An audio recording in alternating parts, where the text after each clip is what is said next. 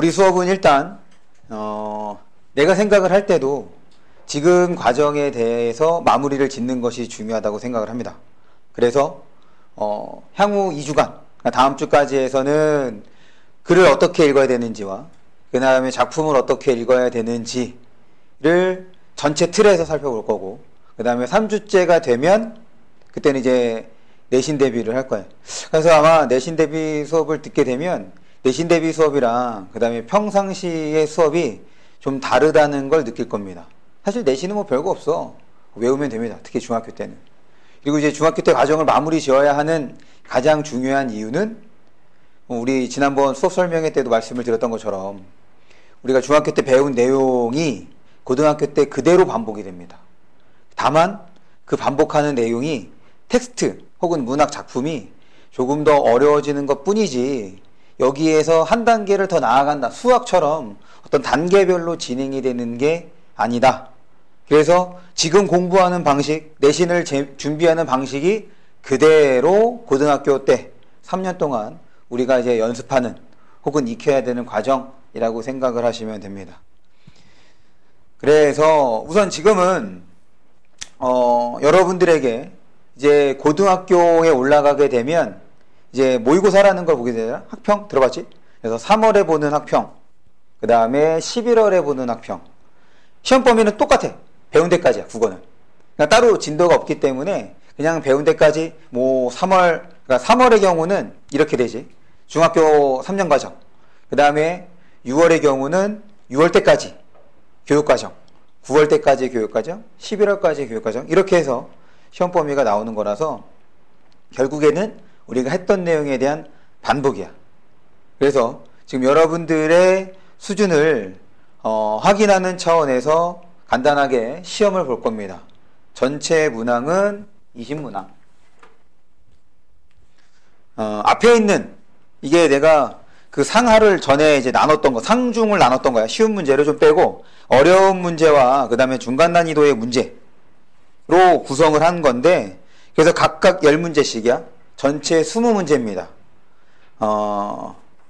지금 전에는 10문제까지 보통의 경우는 20분을 줬어. 10문제당 20분. 그래서 20문제에 40분을 줬거든. 그런데 너희들은 조금 하잖아. 아니야? 조금 하니까 우리 5분을 깝니다. 시간은 절대로 부족하지 않아. 30분을 해도 아마 너희들 다 풀걸? 근데 내가 35분, 그 다음에 40분을 얘기하는 이유는 국어를 문제를 풀 때는 충분하게 생각을 하고 그 다음에 내용 읽은 거에 대해서 정확하게 좀 정리를 하고 난 다음에 문제를 푸는 거지, 내가 지문을 읽었고 문제를 읽었다고 해서 답을 내는 게 아니야. 그럼 함정에 빠질 가능성이 높습니다. 그래서 이번 요 테스트로는 여러분들이 어느 정도 수준인지, 더불어 어떤 문제를 잘 맞히고 어떤 문제를 틀리는지 확인을 할 거야. 그 다음에 이거에 대해서는 따로 설명하지 않아. 그리고 언제 이 문제를 다시 한번 풀어볼 거냐면, 독서와 그 다음에 시, 독서와 시를 이렇게 감상하는 거야, 이렇게 해결하는 거야 라는 것을 공부하고 난 다음에 오늘 풀었던 것을 다시 한번 풀 거예요. 왜 그럴까? 잘 알았는지 확인하려고. 그거 가장 기본적인 거지. 잘 알았는지 확인하려고.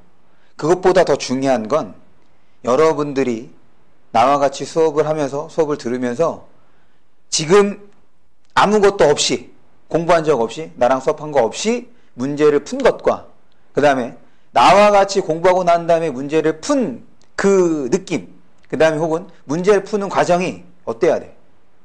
달라야 돼. 당연히 결과물도 다를 거고.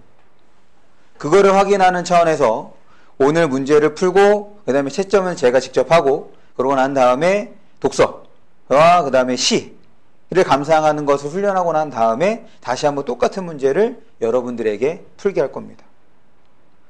그럴 때 내가 이제 오늘 푼 거를 갖고 있다가 다시 그때 너희에게 나눠주면 어떤 변화가 있는지 여러분들이 직접 확인해 볼 수 있겠지. 오케이? 국어 공부하면 달라집니다. 그것이 눈으로 드러나는 것이 아니야. 아마 여러분들이 내가 이렇게 달라졌다, 달라지고 있구나 라는 것을 느낄 수 있을 겁니다. 그러려면 지난번에도 얘기했다시피 딴 거 없습니다. 그냥 내가 시키는 대로 하면 돼.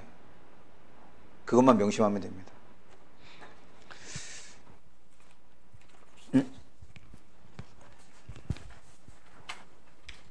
잠깐만. 그래서 저는 스탑워치를 항상 갖고 다닙니다. 저 기능이 좋아서 뭐 돼 있냐면 일시정지도 돼. 딱 일시정지를 누르면 여기 딱 멈추고 일시정지를 풀면 다시 녹화가 됩니다. 좋은 카메라야. 자랑한 거야, 카메라. 아직 문제 부시지 마시고 반칙이야, 반칙. 우리 시작 안 했잖아.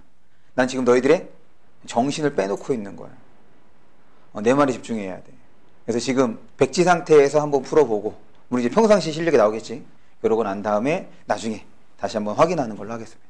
처음에 말씀드렸던 것처럼 35분이야? 그런데 빨리 풀려고 하지 않아도 된다고. 35분 넘겨도 좋습니다. 무슨 말인지 알겠어? 대신에 이러지는 않아야 돼. 무슨 말이냐? 지금 아마 여러분들이 지문이 길고 그 다음에 처음 보는 작품들에 대해서 문제를 푼 경험이 거의 없을 거야. 그래서 가끔 가다가는 자꾸 이렇게 왔다 갔다 하는 경우가 있어. 그러니까 1번 문제를 맞히기 위해서 혹은 2번 문제를 맞히기 위해서 이 내용 어디서 본 것 같아. 뭐 3문단 돌아간다든지 4문단 돌아간다든지 이렇게 해서 이거 여기 있었구나 확인하고 문제 풀고 확인하고 문제 풀고 이러면 전혀 실력에 도움이 되지 않습니다. 그러니까 되도록이면 한 번에 쭉 지문을 읽어서 이해하려고 하지 마시고 정리한다는 생각으로 바꿔 얘기하면 사회교과서나 과학교과서를 읽는다는 생각으로 좀 봐야 돼. 이해의 측면이 아니야. 내용을 정리한다는 측면으로 이렇게 봐주시고 되도록이면 지문으로 돌아가지 않게끔.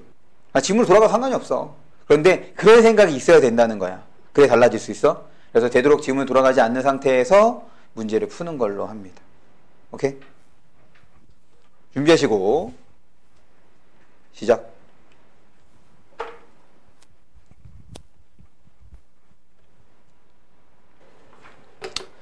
봅니다. 방금 이제 우리가 문제를 풀어봤어. 이제 영상을 보는 친구는 그냥 이따 딱 문제 푼다고 했을 때 일시정지하고 이제 당연히 그렇게 해야지 뭔가 자연스럽게 진행이 될 거야. 그러면 지금 본격적인 수업에 앞서 일단 지난 수업 설명에서도 말씀드렸던 것처럼 항상 여러분들에게 먼저 설명하는 것은 이거 관련되는 거지. 그래, 우리 현빈 지난번에 왔으니까 지피지기가 무슨 뜻이었지? 적을 알고 나를. 그렇지, 적을 알고 나를 알고. 국어 어쩔 수 없습니다. 한자어가 58%나 차지해. 그렇기 때문에 한자어에 대해서 한자어가 아니더라도 한자에 대한 지식은 여러분들에게 아주 많은 도움이 될 거야. 그래서 뭐 수업을 진행하다 보면 내가 이런 단어들을, 이런 한자는 여러분들이 좀 알고 있어야 된다 라는 것들이 있어. 그런 것들은 반드시 기억을 해둡니다. 기왕이면 이제 이것을 푸는 것까지 하면 한자에 대한 이해가 더 확인을 더 제대로 알고 있는지를 확인해 볼 수 있겠지. 이 지자가 이제 다 알지자가 되는 거라서 피는 상대를 말하는 거야. 상대를 알고 이때 기자는 자기를, 그렇지. 자신을 알면 100번 전쟁에서 전투에서 위태롭지 않다가 되는 겁니다. 그래서 지난 시간에는 뭐 전반적인 얘기를 했다면 오늘은 국어 자체에 대한 얘기를 해볼 거야.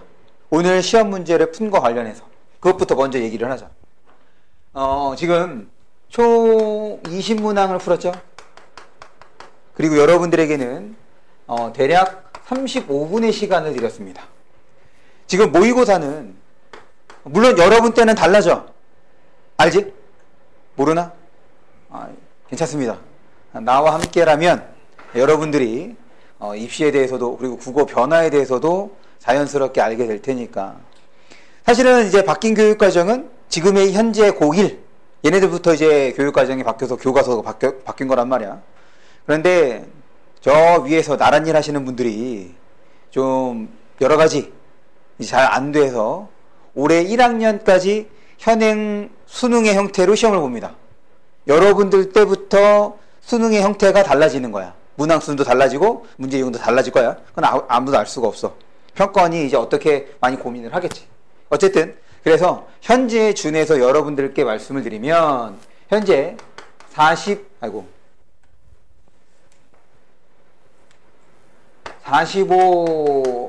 문항을 80분간 봅니다. 여긴 당연히 마킹 시간이 포함이 되는 거지. 그래서 대체적으로 문항당 1.6 시간을 하면 1.6초 아니지 분 1.6분을 하면 이게 75분인가 6분 이렇게 나와. 곱하기는 여러분들이 저에게 수학과 영어는 요구하지 않으면 됩니다. 그러면 이제 이렇게 나오기 때문에 지금 20문항인 거니까 대략 얼마가 되는 거야? 20 곱하기 1.6 하면 32가 나오지? 그러니까 32분인 거야. 32분에 풀어야 마킹하는 것까지 이제 가만히 된 거다라고 생각을 해주시면 됩니다. 그런데 처음에 여러분들이 뭐라고 말씀드렸냐면 내가 이 시험지를 다른 데서는 얼마 했다고? 40분 했습니다. 40분에 한 이유는 경험이 없어. 이런 문제. 처음 보는 지문, 긴 지문, 그리고 뭐 이상한 작품들, 이런 거를 배운 적 없이 문제를 푸는 경험을 해본 적이 없기 때문에 이렇게 줬단 말이에요. 근데 여러분들은 조금 시간을 당겼죠. 그런데 앞으로는 시간을 더 당길 수 있어야 되는데, 그러니까 언제부터 당기느냐? 3학년 때부터 당깁니다. 그러면 1, 2학년 때는 무엇을 하느냐? 최대한 여기에서 요구하는 대로 생각하는 능력, 문제 해결을 해결할 수 있는 능력을 키우는 거야. 어차피 내신 문제 풀 때는 시간이 부족하지가 않아. 수학 문제도 아니고. 그런데 모의고사 풀 때만 시간이 부족하게 될 거야. 그것도 너희들이 이제 잘 따라온다면 한 2번 정도. 그러니까 한 학기 정도는 좀 빡빡한 느낌이 들 거고, 어쩌면 시간을 오버할 수도 있어. 괜찮아. 근데 2학기 정도가 되면 충분히 시간 안에 해결할 수가 있을 겁니다. 그러면 되느냐? 아니야. 3학년 때가 진짜야. 3학년 때 문제랑 2학년 때 문제가 하늘과 땅 차이야. 무슨 말이냐면 2학년 때까지 1등급을 찍었다고 해서 3학년 때도 1등급을 찍을 수 있느냐? 이게 안 돼.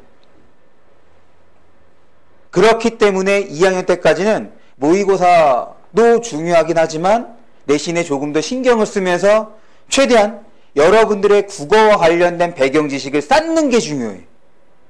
그래야지 문제를 보다 효율적으로, 효과적으로 해결할 수 있습니다. 처음에 현빈이가 나한테 뭐 물어봤지? 성우가. 현빈이가 나한테 뭐 물어봤어? 상승.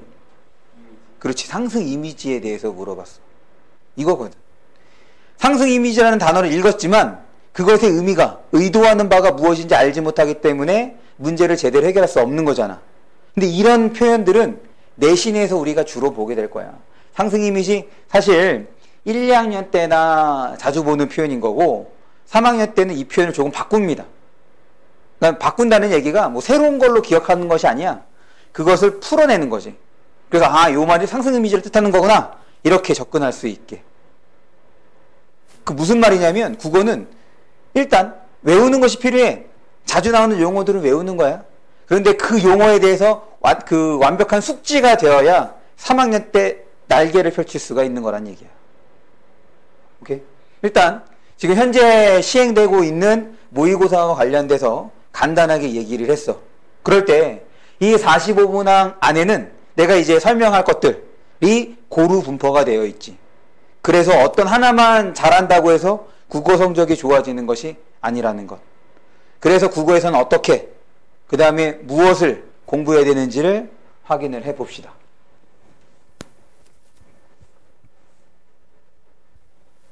그래서 국어란 우리가 국어를 통해서 익힐 것이 무엇이냐, 국어를 왜 배우느냐, 이렇게 한번 생각을 해보자. 국어를 배우는 이유, 되게 단순해. 일단 내가 지금 하고 있는 말이 그걸 국어니까. 그래서 첫 번째, 의사소통 능력을 향상시키는 거야. 의사소통 능력이 뭐야? 태준? 대화할 수 있는. 그렇지. 이 대화가 상당히 중요해. 이 대화는 두 가지에서 생각을 해야 돼. 하나는 말하는 사람에서, 그 다음에 두 번째는 그렇지. 좋아. 그러면 말하는 사람이 의사소통 능력이 좋다라는 건 무엇을 의미하는 거겠어? 말하는 사람이 말하는 사람. 그럼 설명을 잘한다는 게 뭘까? 듣는 사람이 이해할 수 있도록? 맞아. 그게 설명을 잘하는 거지. 나처럼. 그런데 여기에 가장 중요한 건 뭐냐면 자신의 생각을 온전히 전달할 수 있는 거예요. 왜냐? 현빈이랑 나랑 완전히 구분된 사람이지.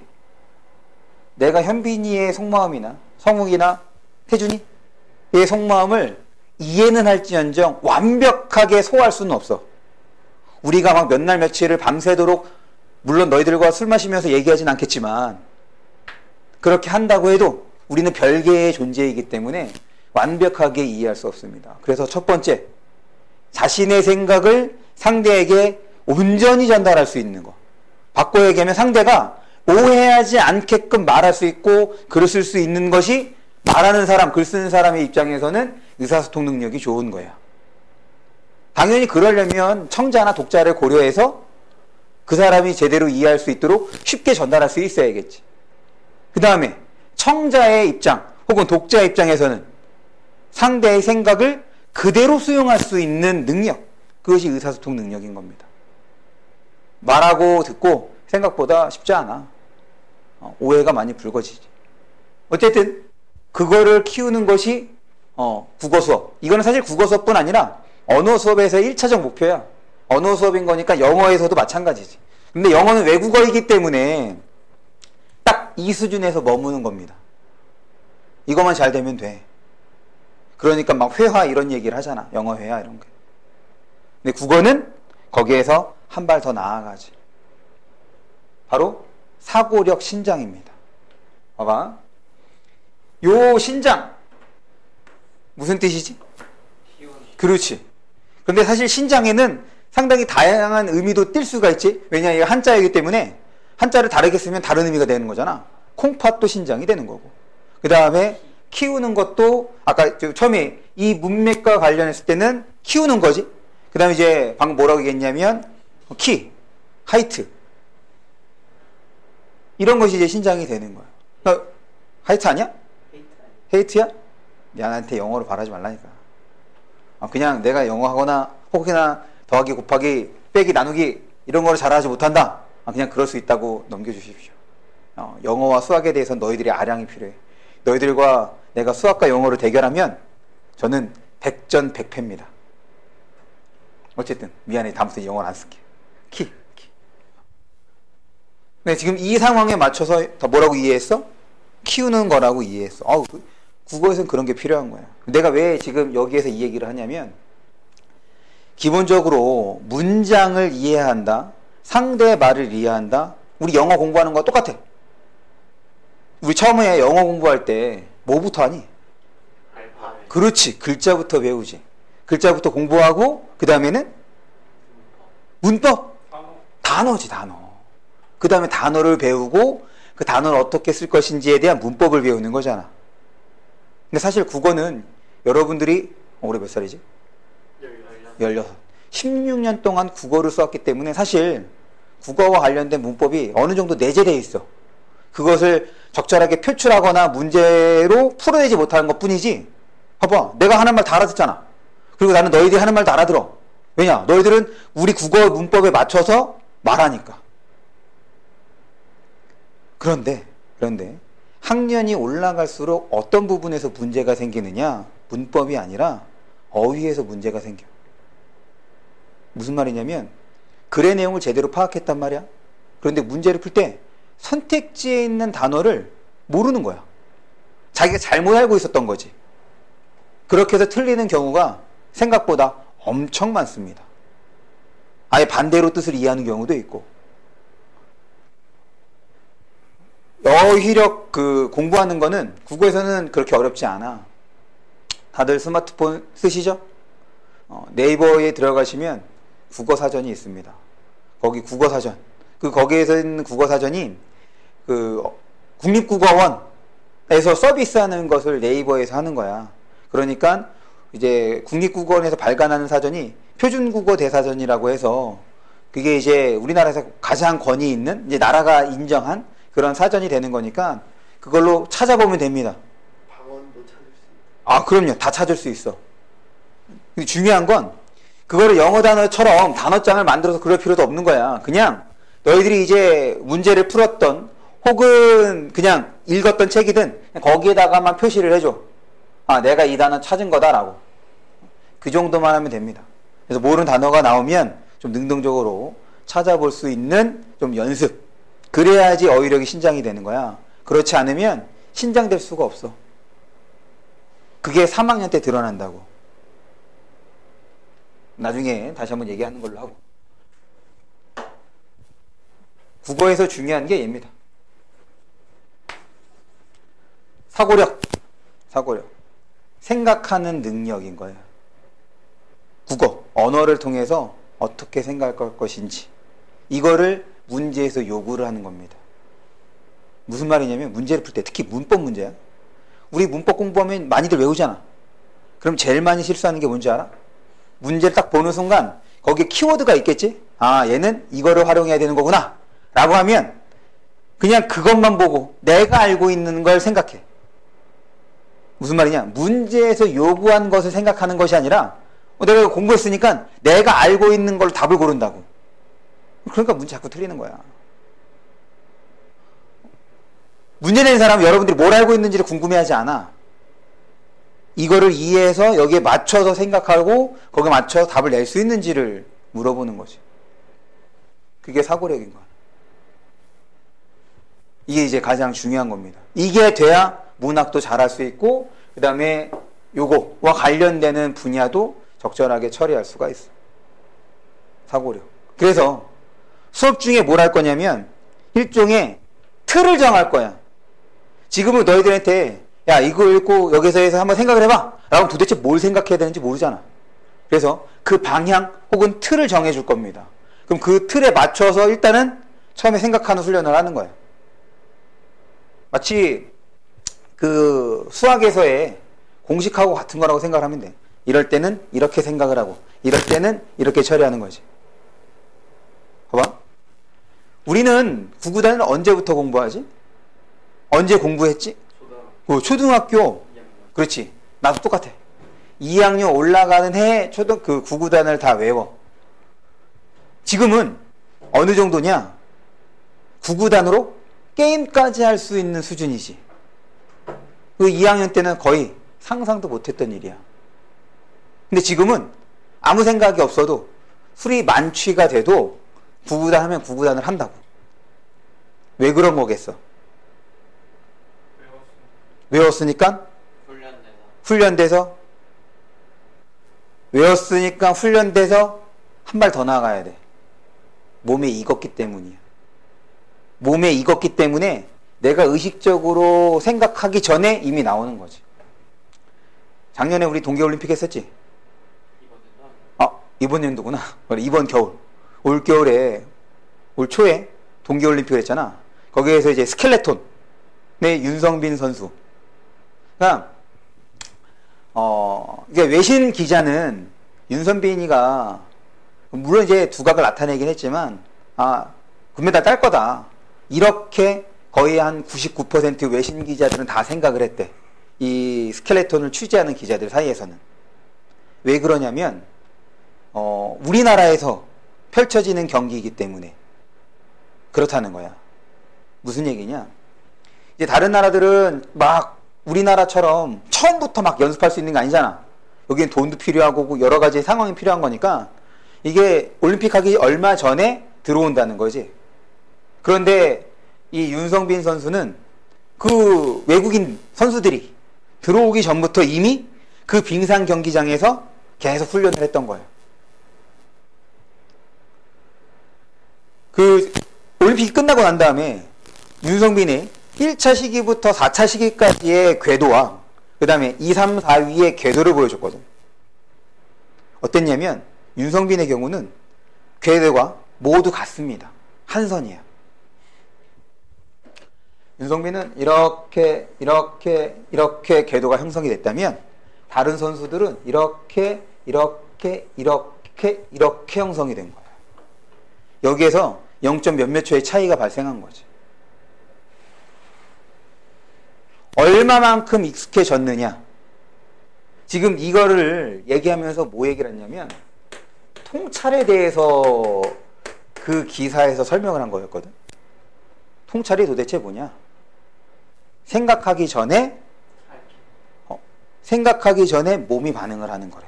그게 통찰이라는 거야. 그럼 어떻게 하면 생각하기 전에 몸이 반응을 하느냐?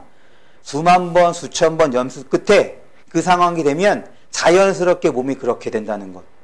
그러니까 우리는 지금 구구단을 성우가 63? 이렇게 나올 수가 있다는 거지. 왜 이 얘기를 하느냐? 내가 처음에 틀을 제공한다 그랬잖아. 너희들이 이 틀을 익혀야 돼. 근데 익히는 게 한두 번에 되겠어? 안 돼. 이게 자꾸 해봐야 되는 거야. 그렇게 해서 익혔어. 그럼 그 틀을 굳이 그 틀 안에 맞출 필요가 있어? 없어? 없어. 그 다음에 그 틀을 버리면 되는 거라고. 처음에는 내가 하는 대로 여러분들이 따라하면 되는 거고, 그것이 익숙해지면 나와 여러분들의 차이만 보면 되는 거야. 알겠지? 딱 내가 제시해준 이 틀이 만고불변의 진리는 아니다. 그걸 익히기만 하면 여러분들이 다양하게 써먹을 수가 있어. 그걸 통해서 우리는 사고력을 키울 거라는 거야. 생각의 방향, 생각의 틀을 잡을 거다. 다음. 이거는 교양과 관련되는 겁니다. 다양한 삶의 모습을 이해할 수 있는. 일단 나에 대해서는 내가 누구보다도 잘 알지 않겠어? 부모님보다도 너희들 자신에 대해서는 스스로가 제일 잘 압니다. 그런데 다른 사람에 대해서는 잘 몰라. 그러다 보니까 뭐 소시오패스라든지 사이코패스라든지 이런 사람들이 나타나게 되는 거지. 물론 그런 사람들은 그 육체적으로 바꿔 얘기하면 유전자적으로 뭔가 문제가 있을 수도 있어. 하지만 어느 정도는 학습에 의해서 그런 현상이 일어나기도 합니다. 지금 녹화하는데 이런 얘기 해도 될지 모르겠지만 우리 지금 감옥에 있는 그 수인 번호 503 그렇지. 그 사람은 이게 안 돼. 이게 안 되기 때문에 지금 감옥에 있는 거야. 다양한 우리가 지금 똑같이 이 공간에서 공부를 하고 똑같은 학교에서 수업을 듣더라도 너희들의 생각이나 생활 패턴은 다를 수밖에 없어. 어떻게? 다 똑같아. 그래서 타인에 대한 이해가 필요하거든. 그런데 우리가 모든 사람들을 만나면서 얘기할 수 없잖아. 너 어떻게 살았어? 넌 그렇게 살았구나. 확인해 볼 수가 없다고. 그래서 이런 것들을 무엇을 통해서 공부를 하느냐? 의사소통 능력은 지금이야. 지금의 과정에서 이렇게 얘기를 하는 거야. 화법, 장문, 문법을 통해서. 화법은 말하는 거겠지. 그 다음에 장문은 글 쓰는 거. 그 다음에 문법은 그래 맞아 문법. 문법에 맞춰서 화법과 장문 이렇게 처리가 돼야겠고. 사고력은 비문학입니다. 독서. 그런데 내가 이제 생각하는 거라고 얘기를 했는데 이거를 그냥 공상과학 생각하듯이 생각하는 게 아니야. 논리적으로 생각할 수 있어야 돼. 주어진 지문 안에서 생각하는 것이 필요하다고. 그리고 또 한 가지 잊으면 안 되는 것이 고등학생 수준에서 생각하면 된다는 거지. 절대로 여러분들은 저를 넘어설 수가 없습니다. 왜냐? 나는 여러분들보다 수많은 글을, 수많은 경험을 했기 때문에 나의 사고와 여러분들의 사고는 같아질 수가 없어. 근데 이거는 출제하는 사람들도 알아. 왜 이 얘기를 하냐면 이제 고3을 이제 공부하거나 그 다음에 이제 재수생들을 보면 선생님처럼 글을 읽으려고 해. 강사처럼 글을 읽으려고 해. 그러면 절대로 시간 안에 문제를 못 풉니다.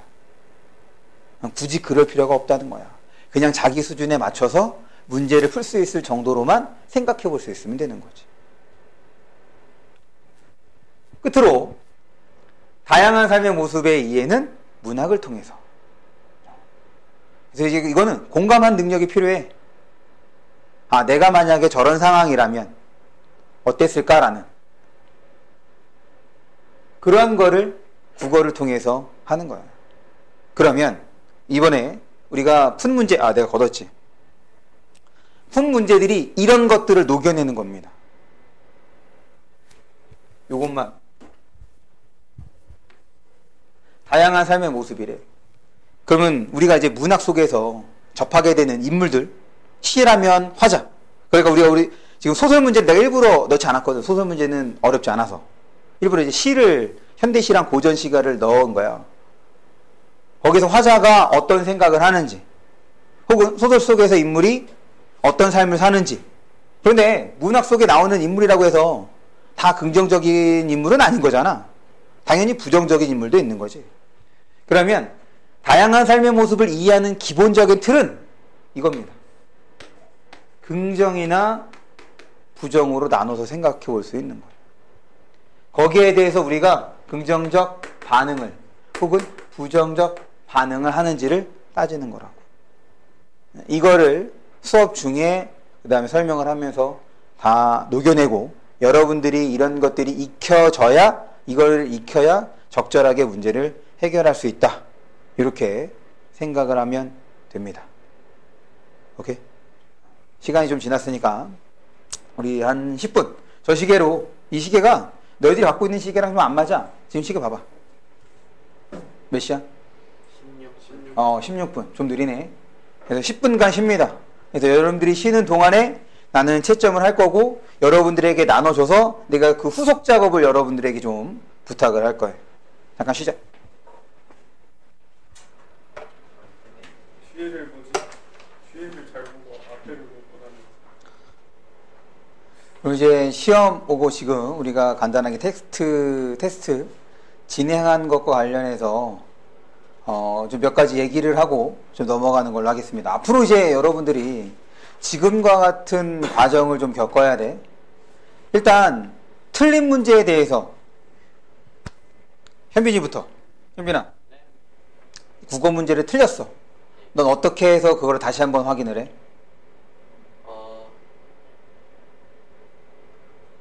왜 틀렸는지를 찾아야겠죠. 그럼 왜 틀렸는지를 찾는다. 성우가 네. 왜 틀렸는지를 찾는다. 그러면 뭘 할 수 있겠어?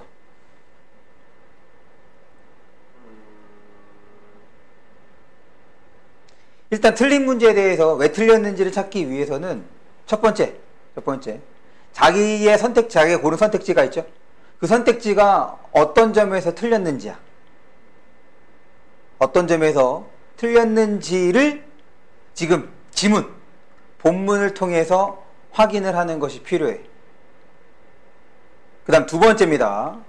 두 번째는 그러면 여러분들이 아마 본문에서 잘못 읽었다든지 아니면 선택지에 나오는 내용을 잘못 읽었다든지 이게 둘 중에 하나가 나뉘게 되거든. 그러면 선택지에 있는 내용을 잘못 읽어서 틀렸다고 한다면 이거는 문제를 많이 풀어보면 됩니다. 그런데 지문에 있는 내용을 잘못 읽었다고 한다면 그때는 이거를 생각을 해야 돼. 첫 번째, 여러분들이 잘못 파악한 내용이 이 글의 중심 내용, 핵심 내용과 관련이 있는지를 따져볼 것. 두 번째, 핵심 내용과 관련이 없었다. 그러면 그나마 괜찮은 거예요.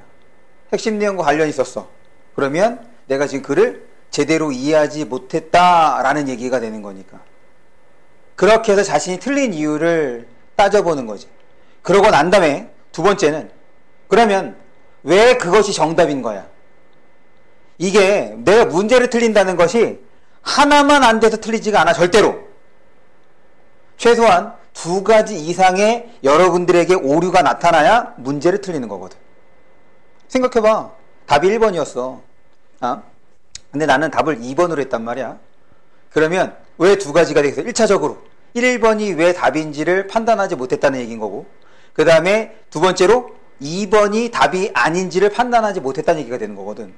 그러니까 최소한 두 가지 사고 과정, 적절하게 이루어지지 않았기 때문에 문제를 틀리게 되는 거라고. 하나만 잘못해서 문제를 틀리는 것이 아니야. 그래서 틀린 문제에 대해서는 첫 번째, 자신의 답이 왜 틀린지를 따져보고, 두 번째, 그러면 내가 이 문제에서 정답을 놓친 이유가 무엇인지를 생각해야 돼. 그래서 국어는 해설지와 멀어져야 합니다. 무슨 말이냐? 틀린 문제가 있어. 지금 이제 보니까 첫 번째 지문을 모두 맞힌 친구가 없네? 다 하나씩들 틀렸어. 그러면 틀린 문제 하나만 보는 것이 아니라 지문을 다시 읽어야 돼. 지문을 다시 읽고 좀 리프레시 된 상태에서 다시 여러분들 틀린 문제를 보는 거지. 그렇게 두 번, 세 번 하는 겁니다. 그 다음에도 이해가 안 되면 그때 답을 봐. 해답을 봐. 여러분들이 이제 유념하셔야 될 것이, 해답 보고 이해가 됐어. 아니야. 스스로 그 문제에 대해서 납득이 돼야 돼. 이래서 내가 틀린 거고, 아, 이렇게 해서 이 문제의 답은 이것이 되는구나를 스스로 생각해야 돼. 그렇지 않고 해답 보고 이해하면 백날 풀어봤자 국어는 나아지지 않습니다. 그리고 해답 보고 이해하지 못하면 다시 태어나야 돼. 해답은 여러분들에게 이해하라고 써준 거잖아. 근데 해답 보고도 이해가 안 돼. 다시 태어나야지 어떻게. 그래서 국어는 해답과 멀어지는 것이 중요하다는 것. 그 다음에 뒤집어, 가장 뒤를 봐봐. 뒤집어. 그냥 그대로 뒤집으면 똑같죠? 똑같죠?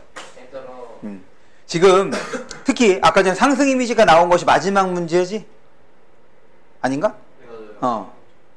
거기 우리 마지막 문제에서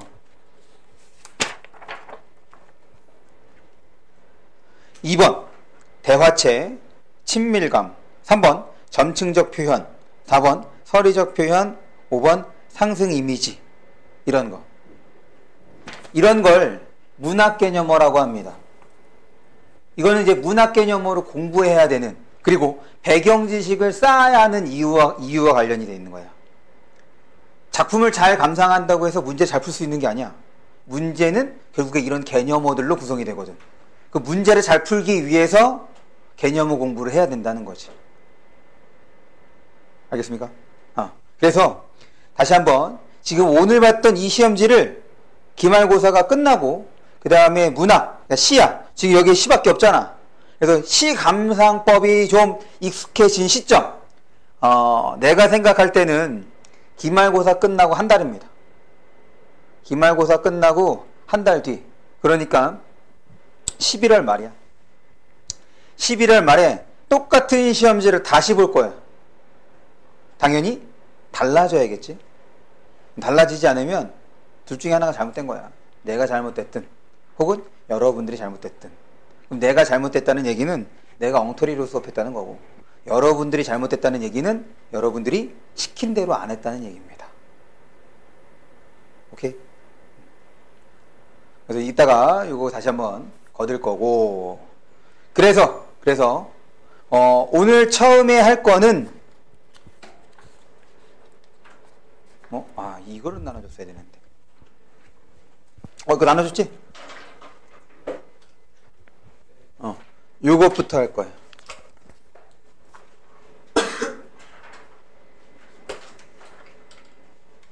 이것도 책으로 보면 좀 예쁠 겁니다. 내가 좀 신경을 많이 써서 작업을 했던 거라. 사실은 이게 컬러를 입힌 건데 컬러 복사기가 아니니까 굳이 뭐 컬러를 할 필요가 없잖아.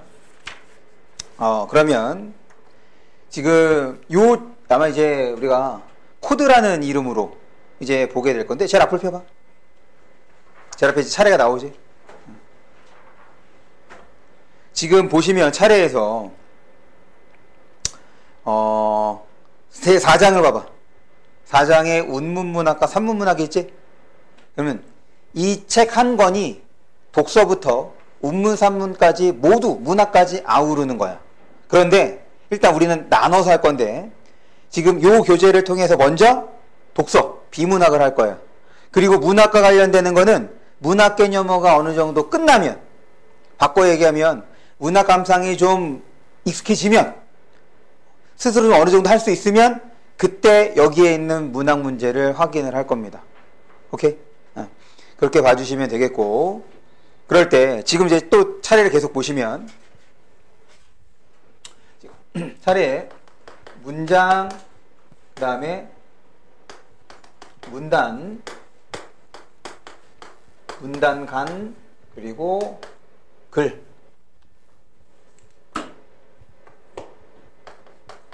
이렇게 되어 있지. 우리가 이제 한 편의 글을 이해한다는 것은 그 시작은 어디부터야? 문장부터입니다. 문장. 문장을 어떻게 이해할 것인가에 대한 거야. 그 다음에 그 문장을 문단 안에서 어떻게 처리할 것인가. 사실은 이거면 과정이 끝나는 거거든. 무슨 말이냐면 문단과 문단, 문단과 문단, 문단 사이도 결국에는 문단을 처리하는 과정하고 똑같아. 다만 분량이 길어진 것뿐이야. 그래서 문단과 문단과의 관계를 파악할 수 있네? 그럼 뭐도 되는 거야? 글도 이해할 수가 있는 거라고. 그러니까 점층적으로, 누적적으로 우리가 독서를 익힌다고 생각을 하시면 됩니다. 오케이? 그 첫 번째, 문장이야, 문장. 태준? 태준. 성욱. 그 다음에 현빈. 현빈, 성욱, 태준. 다음 주에 또 똑같이 현빈, 성욱, 태준 이럴지도 몰라. 그 다음 주에도 똑같이 성욱, 태준, 현빈 이럴지도 몰라. 저 새끼가 미쳤나 그러지 말고 그런가 보다 하시면 됩니다. 태준. 우리가 문장을 읽을 때 어디를 먼저 살펴볼 수 아니지. 이렇게 물어볼게. 문장에서 가장 중요한 부분이 어디야? 끝과 끝이. 끝과 끝? 그 끝과 끝이 뭘 말하는 거야? 주어랑 동사 얘기하는 말. 성욱이는 어떻게 생각해? 우리 셋밖에 없잖아. 너 성욱이 아니야? 맞아요. 어떻게 생각해? 저는 다르게 생각합니다. 상관없어. 저도 동의합니다. 어때? 성욱이가 고개를 끄덕였어. 네. 저도 동의합니다. 저도 동의. 우리 문장에서 가장 중요한 건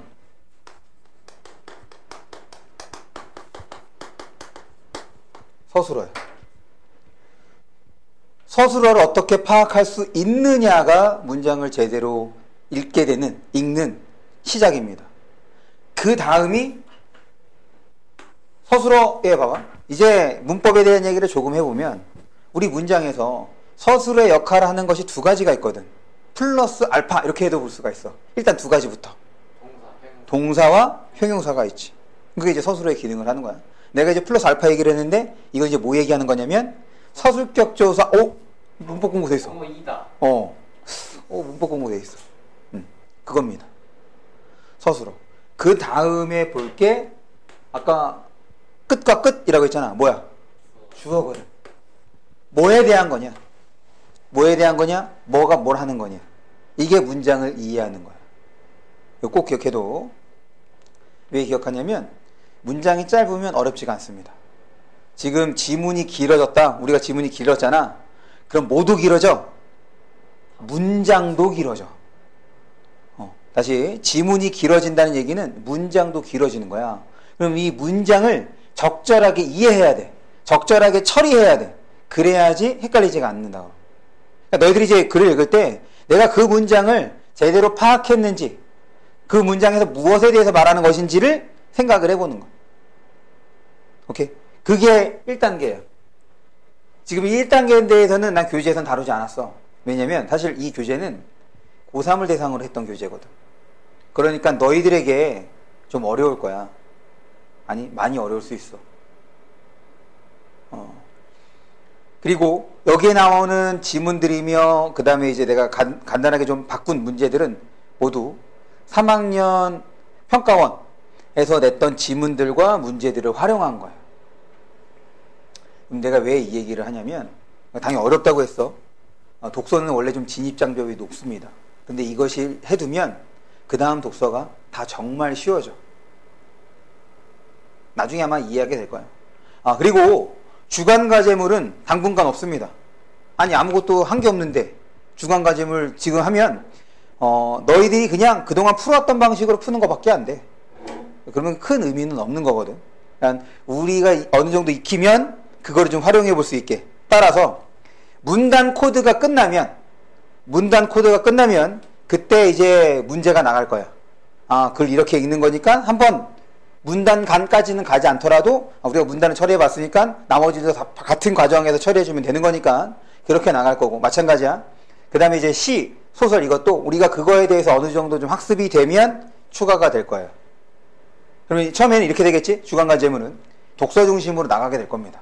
그러다가 독서가 조금 줄고 그 다음에 문학이 들어오고 그리고 문법이 들어오고 이렇게 주관과 제물이 나아간다 라고 생각을 해주면 되겠다. 그래서 더도 말고 딱 내가 시키는 대로만 하시면 됩니다. 어차피 너희들 영어도 해야 되고 수학도 해야 되는 건데. 그래서 먼저 문장에 대한 얘기를 해봤어. 그래서 한 문장 한 문장씩은 보지 않을 거야. 그래서 조금 더 큰 단위로 여러 개의 문장 단위로 어떻게 해서 보는지를 보는데 이제 한 장 넘겨봅니다. 한 장 넘기면 내가 왜 이 독해를 하면서 코드라는 명칭을 썼는지에 대해서 거기 간단하게 설명을 해뒀고 그 다음에 그쪽을 보시면 4코드라고 해서 이제 앞으로 우리가 익힐 도구입니다. 도구. 그러니까 여기에 있는 거를 보고 하면 되는 거예요. 다시 우리가 글을 읽을 때 내가 아까 처음에 뭐라고 했냐면 글의 내용을 이해하려고 하지 말라고 그랬어. 이해하는 것이 아니라 뭐 하는 거라고? 정리. 글의 내용을 정리하는 거라고. 그거에 대한 이해와 그 다음에 깊은 사고는 대학 가서 하는 겁니다. 그래서 수능의 원래 명칭이 뭐냐? 대학 수학능력 평가 시험이야. 무슨 말이냐면 대학에서 학문을 제대로 연마할 수 있는지를 확인하는 것이 지금 고3 때 보는 수험생이 대입 시험으로 보는 거라고. 그러니까 그런 깊은 사고는 대학 가서 하면 돼. 그러면 지금 고등학교 때 뭐 하느냐? 주어진 정보를 적절하게 정리할 수 있는 것. 내가 칠판에다가 숫자를 하나 쓸 거야. 그래서 여러분들에게 3초의 시간을 드릴 겁니다. 그러면 이 숫자를 여러분들이 기억을 해두는 거. 오케이? 일단 이게 안 보여야 되는데.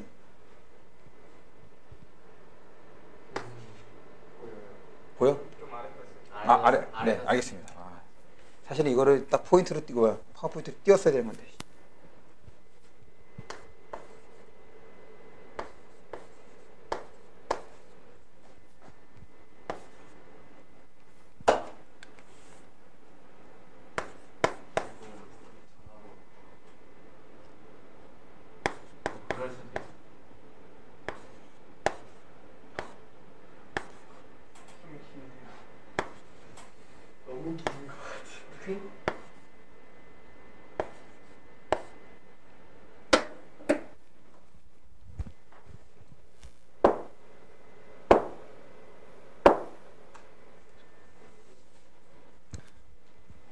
그러면 뭐 여백 많으니까 여백에다가 지금 내가 칠판에다가 썼던 숫자를 한번 써봐.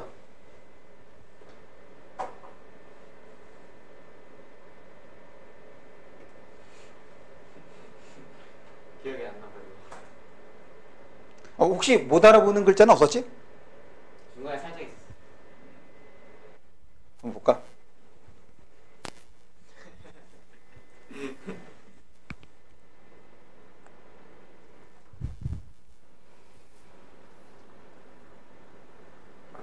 까비. 1928 아니야? 그런가? 1928. 성욱이가 맞췄어. 봐. 성욱아, 어떻게 해서 그 숫자를 기억했어? 저는 그냥 한번 훑어먹고. 훑어. 대칭수여가지고. 대칭수. 그래서 아니. 이거는 내가 이제 추구하는 독해의 방향과 관련이 있기 때문에 어려운 건 아니거든.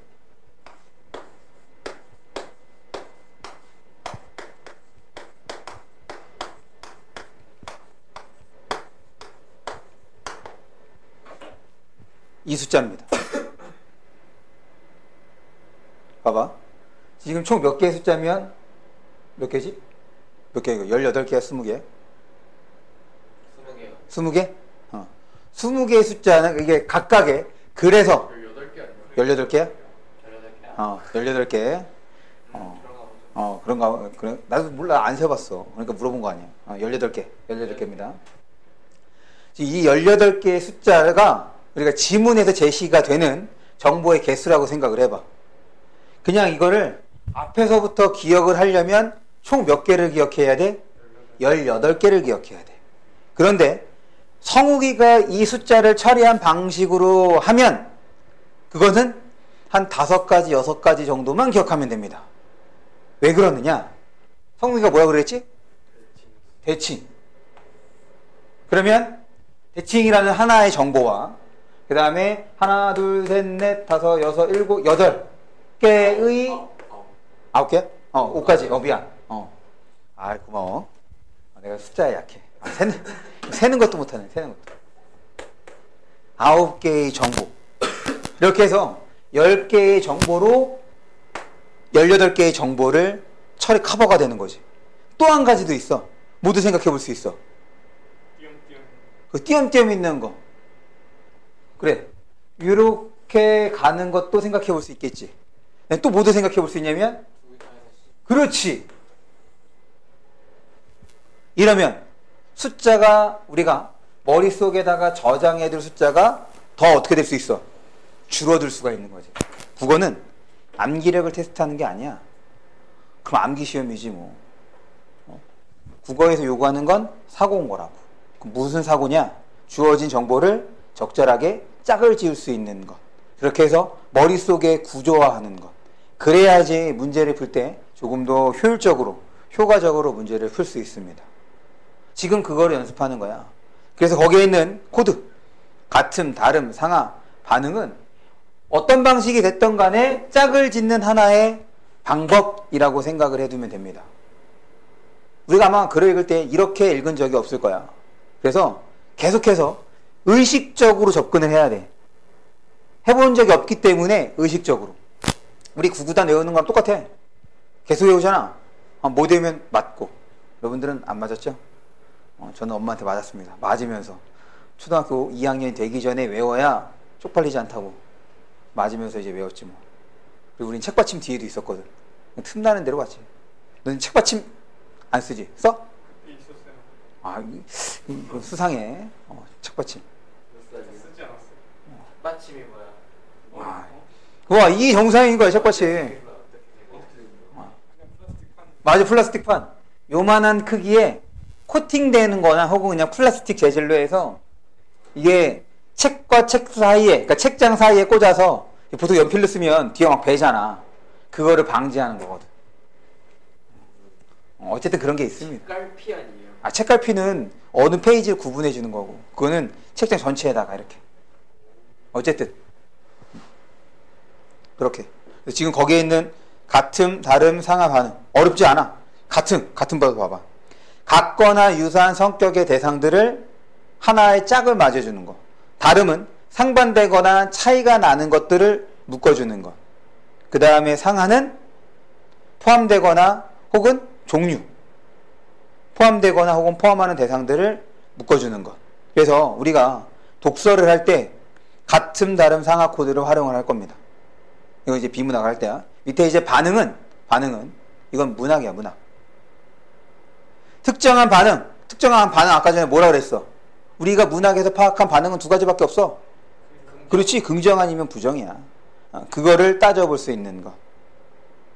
됐습니까? 그래서 이런 것들을 연습을 할 거다. 넘어갑니다.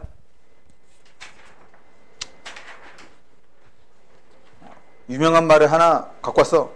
사다리를 딛고 올라간 후에는 사다리를 던져버려야 한다. 아까 얘기한 것처럼 지금 우린 도구를 배우는 건데 이 도구가 완전히 익었어. 그러면 이 도구에 대해 연연하지 않아도 된다고. 오케이?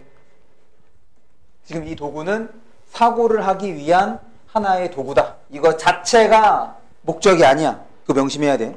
무슨 말이냐면 내가 뭐 여러 가지 그 도형들을 이용을 하거나 밑줄을 치면서 이제 지문에 대해서 설명을 하거나 이렇게 봐야 된다고 얘기를 한단 말이야. 그럼 이제 그걸 따라 한다고. 그럼 어느 순간 어떻게 되느냐? 선생님 네모 치느라, 동그라미 치느라, 밑줄 치느라 내용을 까먹었어 이래. 잘못된 거지. 그거 자체가 중요한 게 아니라고. 그리고 선생님 선생님처럼 많이 쳐야 돼요. 아니야. 처음에 당연히 해야지. 내가 일부러 의식적으로 찾는 거라고 했으니까 처음에는 많아야 돼. 그런데 익숙해지면 굳이 그럴 필요가 없는 거야. 익숙해지면 지문에 표시 안 해도 돼. 그냥 눈으로 한번 짚어주면 되는 거거든. 오케이? 그 다음에 또 한 가지. 지금 우리가 짝을 짓는데 그러면 생각해봐. 어디에서 짝을 지어야 될까? 우리가 읽어서 짝을 짓는데 예를 들어서 1문단, 2문단, 3문단, 4문단까지 있어. 그래서 여기서 A라는 대상을 보고 B라는 대상을 봤어. 그리고 지금 나는 여기 2문단까지를 읽었다. 그러면 이 B와 관련된 짝을 지으려면 어떻게 돼야 돼? 위로 가야 돼? 아래로 가야 돼? B와 관련된 짝을 찾으려면 위로 가야 돼? 아래로 가야 돼? 당연히 위로 가야 될 거 아니야. 아니 읽지도 않았는데 뭐가 있는지 어떻게 알아? 무슨 말인지 알겠어? 글을 읽는 방향은 이렇게 내려가면서 그 다음에 어떻게 돼야 되느냐? 이래야 돼. 무슨 말이냐면 쭉 이렇게 내려온다고 해서 글을 읽은 게 아닌 거라고. 자꾸 의식적으로 앞에 돌아가서 처음부터 읽으라는 것이 아니야. 얘와 관련된 짝을 찾아주라는 거지. 오케이? 그러려면 뭐가 필요하겠어? 일단 최소한 내가 앞에서 읽은 내용은 좀 있어야 될 거 아니야. 앞에서 핵심 내용이 머릿속에 있어야 그 다음에 읽은 거랑 연결을 시켜줄 수가 있을 거 아니야. 그래서 글을 읽을 때는 앞부분을 좀 꼼꼼하게 읽어야 됩니다. 오케이? 요거는 이제 글 들어가면 혹은 문단간 들어가면 그때 다시 한번 조금 더 체계적으로 설명을 해줄 거야. 일단 지금은 이렇게 읽어야 된다는 것. 근데 이게 되기 위해서는 문장을 성우가 제대로 파악할 수 있어야 돼. 무엇을 중심으로? 뭘 중심으로? 서술어를 중심으로. 우리 문장의 서술어가 중요하다고 했으니까 서술어를 중심으로. 그래서 첫 번째 문장 코드를 보는데 또 한 장 넘겨. 넘어가면 이제 8쪽에 보시면 코드 T가 있고 그 다음에 9쪽에 보면 리플레이가 있지. 그런데 코드 T에 있는 거랑 리플레이를 비교해 보면 어때? 똑같지. 그럼 리플레이를 왜 둔 거냐? 코드 T는 티처입니다. 티처. 내가 여러분들에게 보여줄 거야. 글은 이렇게 읽는 거고 그 다음에 이렇게 연결 짓는 거야 라고 보여줄 거야. 그러면 여러분들은 집에 돌아가셔서 리플레이를 통해서 복습을 하시면 됩니다. 오케이? 지금 리플레이는 여러분들 복습용이야. 그 다음에 또 넘어가면 코드 S가 나올 거야. 코드 S는 여러분들이 직접 해보는 거야. 오케이? 일단 내가 원하는 걸 보고 어떤 포인트에서 내가 표시를 하고 하는지를 따져주시면 됩니다. 그러면 8쪽부터. 그래서 지금 아까 얘기했던 것처럼 여기에는 그 문학작품도 있는데 문학작품은 빼고 문학작품 나중에 문학개념어가 어느 정도 여러분들에게 좀 숙지가 되면 그때 이제 문학작품을 볼 거고 지금은 비문학 중심으로 여기에 있는 코드들을 활용을 좀 해볼 거야. 그럼 먼저 첫 번째 문제를 봅니다. 근데 이제 문제를 보기 전에 여기 보시면 지금 내가 밑줄 쳐놓은 것들이 있지? 지금 이 밑줄 쳐놓은 것들을 여러분들이 알고 있는지 모르고 있는지 이게 영어에서도 똑같잖아. 무슨 말이냐면 영어 단어 그 문장에서 쓰인 그 단어가 모두 내가 알고 있어야 그 문장이 해석이 되는 거야? 아니지. 국어도 똑같아. 무슨 말이냐면 내가 모르는 단어 한두 단어가 들어있어도 문장의 의미는 받아들일 수가 있거든. 그 모르는 부분은 우리 머릿속에서 저절로 유추가 되지. 채워진단 말이야. 그런데 그런 것이 많으면 많을수록 문제 풀 때 정확성이 떨어지겠지. 그래서 국어에서 좀 사소한 것들이라도 여러분들이 조금 의심해보는 것이 필요해. 내가 이 단어를 정말 제대로 알고 있는 거냐? 그래서 난 예를 들어서 이렇게 표시를 하는 거야. 물론 여러분이 다 알 수도 있어. 그래서 여러분들이 집에 돌아가시면 해야 될 것이 두 가지가 있는 거지. 첫 번째, 지금 우리가 오늘 공부한 단어들을 정말 내가 제대로 다 알고 있는지 한번 확인해 볼 것. 두 번째는 아까 얘기했던 것처럼 리플레이에 있는 것을 복습을 할 것. 지금 이 방법은 여러분들이 처음 하는 거기 때문에 생소하고 이상해. 그런데 내가 막 이상한 방법을 알려주는 게 아니야. 우리가 할 수 있는 걸 나는 그냥 단계를 나눈 것 뿐이라고. 그래서 요게 익숙해지면 여러분들 독해가 많이 수월해질 겁니다. 수월해진다고 시간이 주는 게 아니야. 무슨 말인지 알겠어? 우리 수학 공부할 때 수학 문제 풀 때 너네 시간 재고 수학 문제 푸니? 아니지. 그냥 몇 시간이 걸리든 푼단 말이야. 그렇게 해서 반복적으로 풀 때 시간이 줄어드는 거라고. 국어도 똑같은 거야. 애시당초 시간을 줄일 생각으로 국어 공부하면 실력이 좋아질 수가 없어. 봅니다.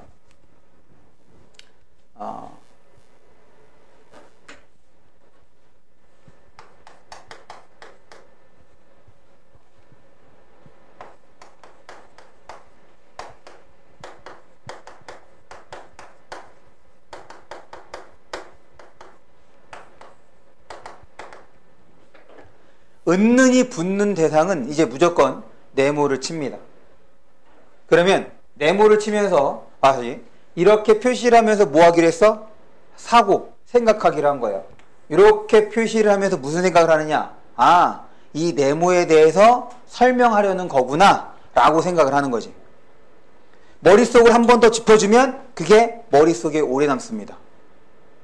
그래서 이걸 통해서 설명 대상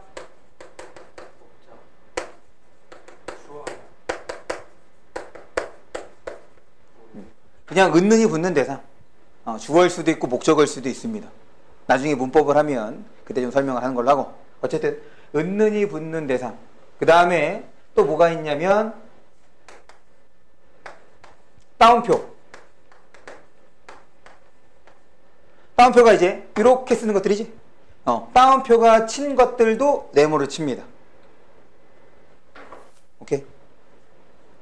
그 다음에 밑줄을 칠 때는 문장 전체에다가 치는 것이 아니라 핵심 어구에다가 단어 중심으로 밑줄을 칠 거야. 그러면 이거 보고 이따가 쓸 시간도 줄 거니까 이거 보고. 아이고, 여기 은근히 안 붙었구나. 봅니다. 서남사 가는 길에는 독특한 미감을 자아내는 돌다리인 승선교가 있다. 여기서 이제 한 문장 끊었으니까 읽고 난 다음에 주술관계 확인해야지. 지금 일단 서술어는 뭐야? 그렇지. 뭐가 있는 거야? 그렇지. 그러면 이 글은 뭐에 대해서 설명하려는 거야? 그렇지. 승선교에 대해서 설명하려는 거구나. 승선교 되면 아직 자기 천천히 일단 보고 난 다음에 하는 거야. 그런데 우리가 읽은 부분에는 승선교에 대한 설명이 있니 없니? 다시 한번 생각해봐. 그렇지. 승선교에 대한 설명이 뭐야? 아야. 천천히. 봐봐. 천천히. 얘를 중심으로. 돌다리지. 그 다음에 얘는 또 뭐도 있어? 미감도 있네. 그 다음에 또 어디야? 뭐와 관련됐어? 그렇지. 이렇게. 우리가 글을 읽고 표시를 한다는 것은 봐봐. 이게 읽으면서 뭐가 중요한지 몰라. 읽고 난 다음에 판단할 수 있는 거야. 그럼 봐봐. 한 문장 읽었어. 주술관계 확인하고 이와 관련되는 것을 내가 표시를 하면서 한 번씩 더 보게 됐지. 그럼 머릿속에 어떻게 되겠어? 그렇지. 더 잘 정리돼서 남게 되는 거라고. 물론 이렇게 처음에 읽으면 어때? 시간이? 그렇지. 오래 걸려. 그런데 너네 중학교 때 뉴런이라는 거 배웠어? 그 뉴런의 속도가 얼마나 돼? 엄청나게 빨라. 무슨 말이냐면 나는 우리가 뉴런에서 일어나야 될 일을 난 말로 설명하고 있는 거야. 왜? 우리가 글을 읽는 건 우리가 손으로 보는 게 아니야. 다 어디서 이루어져? 머릿속에서 이루어져. 여러분들이 글을 읽을 때 이런 과정을 따져가면서 읽어야 된다라고 난 지금 설명하기 때문에 많이 걸리는 거라고. 근데 익숙해지면 순식간이야. 내가 읽는 거와 동시에 될 수도 있어. 무슨 말인지 알겠어? 그런데 처음에는 이것을 단계별로 하나씩 내가 이렇게 짚어가면서 이거에 대한 거구나 라고 내 스스로에게 신호를 주는 거라고. 그래야지 이와 관련된 내용들을 내가 정리를 할 거 아니야. 됐습니까? 계속 봅니다. 그러면서 승성교 여기에 떠나왔으니까 여기다가 이제 네모를 쳐도 좋지. 승성교는 복잡한 속세와 경건한 세계의 경계로서 옛사람들은 산사에 이르기 위해 이 다리를 건너야 했다. 아, 문장이 기네. 문장이 길어. 문장이 길 땐 적절하게 또한 끊어서 보는 것도 방법이거든. 그러면 물어볼게. 현빈아, 이 문장은 어디에서 한번 끊어주는 게 좋을까? 로서. 어우, 좋아. 왜 로스에서 끊었을까?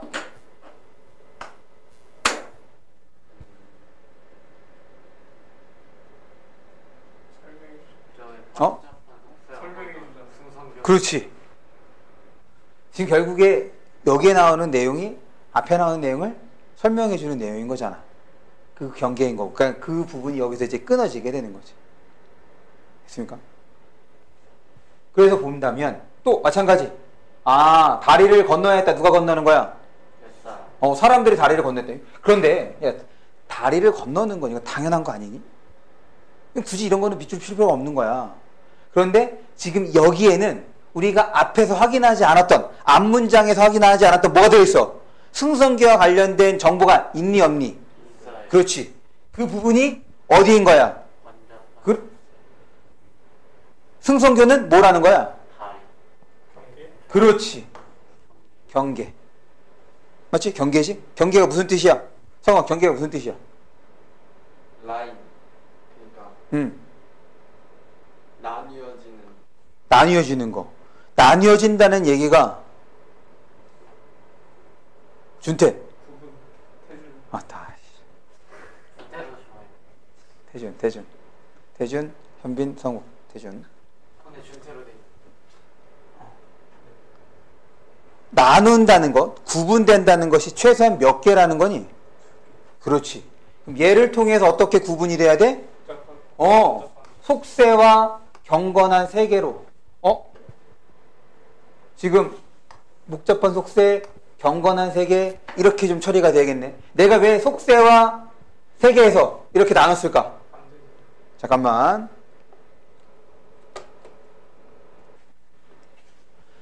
다시. 내가 처음에 이게 또 가끔 무음으로 녹음이 될 수가 있어. 마이크를 켜야 그런 적이 있어서. 어쨌든 다시. 처음에 속세랑 세계에다가 밑줄을 쳤거든. 그런데 아까 경계가 구분하는 거라며, 너네 속세랑 세계랑 이렇게 밑줄을 쳐놓으면 이 두 개의 특징이 구분이 돼, 안 돼? 안 되지. 아니, 봐봐. 속세나 세계나 똑같은 개념 아니야? 맞지? 똑같은 거라고. 근데 구분이 돼야 된다고. 왜? 경계라고 했으니까. 그러면 어떤 속세냐, 어떤 세계냐 이렇게 되는 거지. 그래서 밑줄을 다시 번잡한 속세와 경건한 세계 이렇게 친 거란 말이야. 오케이? 계속 봅니다. 옛사람들은 산사에 이르기 위해 이 다리를 건너야 했다. 그럴 때 두 번째 팁입니다. 세 번째 팁 1, 팁 2 보여? 안 보이는 거 아니야 이것 때문에? 땡큐 팁 2. 이그저는 반드시 확인. 이그저? 그렇지. 이것, 그것, 저것. 이그저는 무조건 확인이야.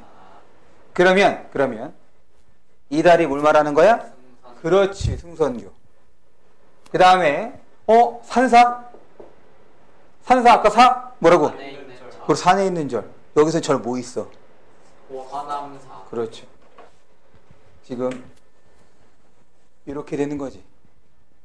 지금 서남사가 지금 이 산사를 말하는 거잖아. 됐어?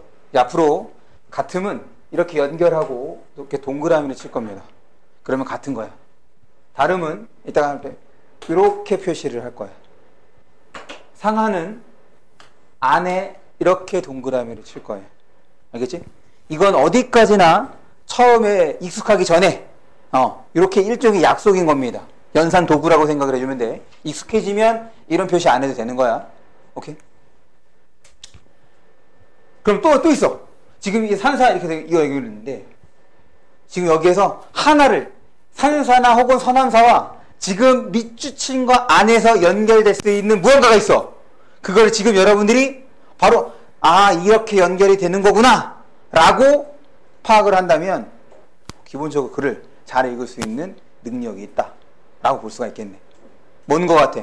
하나가 더 있어. 얘는 이제 쉬웠던 거야. 똑같은 단어를 통해서 당연히 산사, 서남사지 이렇게 된 거야. 그런데 같은 단어가 아니지만 문맥상 얘와 같음으로 연결될 수 있는 대상이 있다. 경건한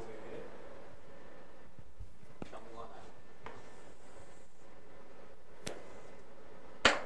성우가 어떻게 생각해? 이렇게 같음이 될 것 같아, 안 될 것 같아? 내 생각은 아닌 것 같은데. 아니에요. 아니야, 몰라. 성우기가 대답해야 되는 거잖아. 어떤 것 같아? 맞는 것 같아? 틀린 것 같아? 자신있게 얘기해. 뭐 어때? 3명밖에 없는데. 뭐 한숨까지 쉬고 그래. 현빈, 네. 이거 이렇게 연결하는 것이 적절한 연결 같아? 그렇지 않은 것 같아? 맞는 것 같은데. 왜 맞는 것 같아? 산사가요. 산사가 번잡하지는 않을 것 같아요. 약간 경건한 그런 약간 묵탁 소리 흘리고 막 예배가 아니지. 이렇게도 볼 수가 있어. 맞아.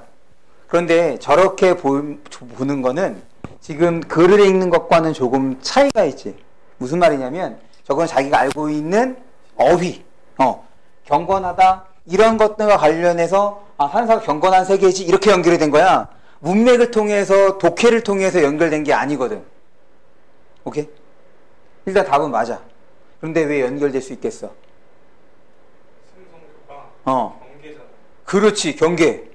어디와 어디의 경계인 거야? 속세와 번잡한. 그렇지, 속세와 번잡한 세계, 속세와 경건한 세계의 경계인 거지. 근데 이 경계를 지나면 경건한 세계고 또 지나면 복잡한 세계야. 복잡한 속세야. 그런데 어디 가는 길에 있대? 서남사 가는 길에 있대. 그럼 결국에는 얘가 이런 얘기인 거잖아. 맞지? 이해했어? 다리야. 여기 속, 여기 경. 얘가 승. 이렇게 되는 거지. 그리고 여기에 산사, 그 다음에 또 뭐야? 서남사. 이해했어? 이렇게 짝을 짓는 훈련을 하자는 거야. 됐습니까? 그러면 그 다음에 이제 내가 지금 요 지문은 그 기출 3학년 기출된 거에서 따로 조금씩 떼온 거야. 그리고 여기에 있는 문제는 기출 문제를 내가 조금 더 어렵게 혹은 길게 변형한 겁니다. 그리고 사실 지금 이렇게 보는 것 자체가 우리의 문제 풀이력을 올려주는 거고, 또 한 가지는 선택지가 기본적으로 어떻게 구성이 되는지 그 원리를 파악해 볼 수가 있어. 이건 내가 하는 것이 아니라 평가에 그렇게 냈던 선택지들을 내가 그대로 갖고 와서 조금 바꾼 것 뿐이야. 그러니까 이렇게 해서 OX 문제 맞음 틀림으로 처리해 줄 수 있다 라는 것이, 그리고 이런 과정이 여러분들이 문제를 풀 때 선택지 하나하나마다 해 두어야 되는 과정이 되는 거라고. 그럼 이거 문제 볼까? 옛사람들이 찾았던 산사는 여기까지 뭐 문제된 거 없잖아. 맞지? 사람들이 살아가는 번잡한 세상과 대비되는 경건한 공간이다. 지금 뭐에 대한 얘기하고 있어? 선사에 대한 얘기를 하고 있는 거지. 이 선택지에서 산사에 대한 얘기를 하고 있어. 산사가 어떻대? 경건한 공간이래. 맞아 틀려? 맞아요. 그렇지. 또한 복잡한 세상과 대비되는, 대비가 무슨 뜻이야? 대비는 반대뿐 아니라 짝을 이뤄서 차이점을 이루면 대비입니다. 다시, 대비는 차이야. 우리 국어에서 비교라고 표현을 하면 그건 뭐가 중심이 되는 거지? 차이점. 비교는 공통점이 중심이 되는 거고, 대조는 차이점, 대비는 차이점. 오케이? 이런 것들을 어떻게 해야 돼? 너희들이 외워야 되는 거야. 너희들이 생각하는 의미와 문제에서 나오는 어휘가 다를 수 있는 거거든. 그럼 얘는 맞는 거야, 틀린 거야? 이렇게 맞는 게 되는 거죠. 알겠어? 어떻게 해야 되는 것인지, 내가 뭘 요구하고 우리가 글을 읽을 때 어떻게 연결해야 되는 것인지. 성우가 어때? 어려워, 쉬워? 이게 특별하게 무언가 다른 게 필요하니? 그건 아니지. 있는 거 안에서 해결하는 거잖아. 그런데 우리가 평상시에 너네 학교에서 중학교 때 국어 시간에 글은 이렇게 읽는 거야 라고 해서 배운 적이 있어, 없어? 없어. 나도 그랬어. 나도 중학교 고등학교 때 그렇게 배운 적이 없다고. 사실 국어 시간은 사회 시간하고 같니 다르니? 어떤 점에서 달라? 내용 말고 하는 행위. 횟수가 다르죠. 아, 그래. 시수가 다르죠. 시수가 다르죠. 그런데 수업하는 방식은 똑같아. 국어 시간에도 너희들에게 전달하고 사회 시간에도 너희들에게 전달해. 무슨 말이냐면 중학교 때 전달하는 내용은 너희들이 이제 알고 있어야 되는 내용들이 되는 거거든. 그러다 보니까 우리 중학교 때도 비문학 지문도 보고 그 다음에 문학 지문도 보는데 그거 설명하는 방식이 죄다. 똑같지 않아? 어디에 밑줄 치고 이거 무슨 의미고 무슨 표현 방법이고 그래서 주제가 뭐고 다 이렇게 하잖아. 아니야? 아니면 좋은 학교야. 저희 학교 안 좋아요. 아, 네, 알겠습니다. 그렇게 이게 국어에서 원하는 사고고 그리고 국어에서 이렇게 읽어낼 수 있어야 된다는 거. 됐습니까? 하나만 더 보자. 하나만 더 봐도 되겠어? 오케이. 하나만 더 보고 그 다음 넘깁니다. 지금 우리가 먼저 살펴본 거는 같은 코드를 본 거야. 한 장 넘기면 다른 코드가 나오죠? 아까 다름은 뭐라고 얘기했지? 다른 코드는 어떤 것끼리? 지금 같은 코드는 의미가 같거나 유사한 것을 연결해 준 거잖아. 그럼 다름은 어떤 걸 연결해 주는 거겠어? 그리고 의미가 다른 거. 그래, 다른 거의 의미를 어떻게 처리했냐면 반대가 되거나 혹은 차이가 나거나 이게 다른 거야. 그렇게 짝을 짓는 거야. 재준이가 제일 좋아하는 거예요. 연역기나. 계속 봅니다. 여기도 마찬가지. 내가 이런 단어들에다가 좀 표시를 해뒀는데 뭐 앞으로도 계속 볼 거고 전제라는 단어. 전제가 무슨 뜻이야? 미리 그게 사실이라고 정해놓은 맞아. 그런 거네. 미리 사실이라고 정해놓는 거. 그냥 미리 깔아두는 겁니다. 바탕 깔아두는 것 이렇게 생각해 주면 돼. 계속 봅니다. 논증은 은는이 붙었으니까 네모 치면서 어떻게 하자고? 아니 어떻게 하자고? 이 글은 논증에 대해서 설명하는 거구나 라고 머릿속에다가 인식시켜 주자는 거야. 논증과 관련되는 내용을 정리하자. 이렇게. 논증은 크게 연역과 기납으로 나뉜다. 앞으로 물결 표시는 어떤 때 할 거냐면 얘를 통해서 이제 구조를 하거나 혹은 사고의 방향을 정할 때 물결 표시를 할 거야. 그러면 논증은 나뉜데 저렇게 두 개로. 이 글은 논증에 대해서 설명하는 거라며. 그런데 두 개로 나뉜다고 했으니 두 개에 대해서 설명하는 게 곧 뭐에 대해서 설명하는 거야? 그렇지. 논증에 대해서 설명하는 거지. 나뉜다를 보는 순간 이 글은 무엇과 무엇을 설명하겠다? 연역과 기납에 대해서 설명을 하겠구나 라고 생각을 해야지. 그러니까 머릿속에 이렇게 정리가 되겠지. 논증, 연역, 귀납. 오케이? 지금 우리가 다른 코드를 보고 있는데 사실 이거는 또 무엇을 의미하냐면 이렇게 위아래로 나뉘었어. 우리가 코드 중에 어떤 게 있냐? 위아래로 나뉘는 거. 상하. 상하 나중에 이따가 또 다음에 볼 텐데 어쨌든 여기에서는 이제 논증에 대한 얘기를 연역과 기납으로 나눠서 하고 있겠다라는 거지. 계속 봅니다. 전제가 참이면 결론이 확실히 참인 연역 논증은 그러면서 이제 두 번째 문장은 뭐에 대해서 설명하고 있는 거야? 그렇지. 연역 논증에 대해서 설명하고 있는 거지. 그럴 때 지금 얘가 우리 첫 번째 문장에서 연역과 기납으로 나뉜다고 했으니까 이렇게 1, 그 다음에 나오는 귀납에는 이 이렇게 해주는 것도 좋습니다. 지금 이 두 대상은 논증에 대한 거구나. 나눠서 설명하는 거구나. 라고 또 자신에게 신호를 주는 거기 때문에. 계속 보이지만 실제로는 전제에 이미 포함된 결론을 다른 방식으로 확인하는 것일 뿐이다. 문장이 또 길어. 또 어느 쯤에서 끊어주면 되겠어? 이게 쉽잖아. 쉼표있잖아. 쉼표에서 끊어주면 돼. 그러면 연역과 관련되는 거. 지식이 확장되는 것처럼 보이지만 그렇지. 그 다음에 지금 내가 쓰지 않았던 세모를 쳤지? 이 세모는 어떤 때 쓸 거냐면 접속어가 나오면 세모를 칠 겁니다. 접속어에 뭐 있어, 성우가?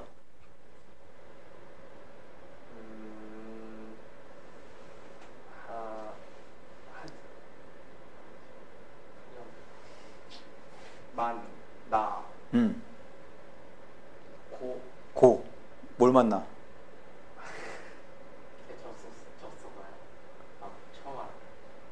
접속어 뭐야? 몰라요. 왜? 우리 영어에서 접속사 있잖아. 그래서 그런 거야. 그렇지. 이렇게 돼야지. 무슨 말이냐면 어라고 붙으면 단어잖아. 그런데 성우가 했던 만, 나, 고 얘의 경우는 범이 아니야. 끝에만 오는 거니까. 그래서 아까 얘기했던 그리고, 그런데 이런 것들에 나오면 세모로 칠 거예요. 얘는 물론 앞에 있는 보다와 합쳐서 그런 의미를 띠게 되는 거죠.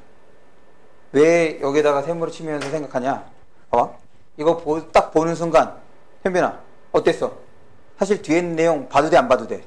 안 봐도 돼. 왜? 이거 반대로 연결해 주는 거잖아. 확장되는 것처럼 보이지만 어떻다는 거야? 그렇지, 그렇지 않다는 거거든. 이게 바로 뭐야? 예측하면서 읽는 거지. 너네 중학교 때 우리 예측하면서 읽기 이런 거 하잖아? 그런 것도 안 해? 그거 안 좋아요. 그렇구나. 이런 겁니다. 글을 능동적으로 읽는다는 건 이거예요. 그냥 순서대로 맞춰서 읽는 것이 아니라 내가 그 다음 내용도 생각해 볼 수 있는 것. 그게 맞든 틀리든 상관이 없어. 그렇게 생각했다는 것 자체가 뭐 한 거야? 내가 생각했잖아. 국어는 그런 거라고. 맞으면 맞는 대로 의미가 있는 거고 틀리면 틀린 대로 의미가 있어. 생각하는 것 자체가 중요하다.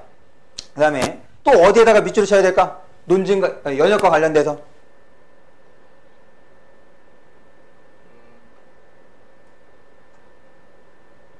지금 우리가 여기까지 봤잖아. 근데 이것만큼이나 중요한 내용이 있어. 아니. 지금 여기까지밖에 안 봤잖아. 이것만큼이나 중요한 내용 뭘까? 전제가 참여, 결론이 참여. 왜 이게 중요하지? 이게 연역이. 성립하는 뭐라고 할 수 있어? 그렇지, 조건. 무슨 말이냐면 이 조건이 아니면 지금 이 내용이 성립이 안 되는 거지. 그래서 어딨어? 전제가 참이면 여기다가도 이렇게 표시를 해주는 겁니다. 조건은 결과만큼이나 중요한 거야. 인과가 중요한 것처럼 조건이 나오는 것도 중요하다. 왜? 그 조건이 아니면 뒤에 나오는 내용이 성립할 수가 없거든. 오케이? 계속 전제에 이미 포함된 결론을 다른 방식으로 확인하는 것일 뿐이다. 봐봐. 지금 전제에 이미 포함된 결론을 다른 방식으로 확인하는 것, 이거를 내가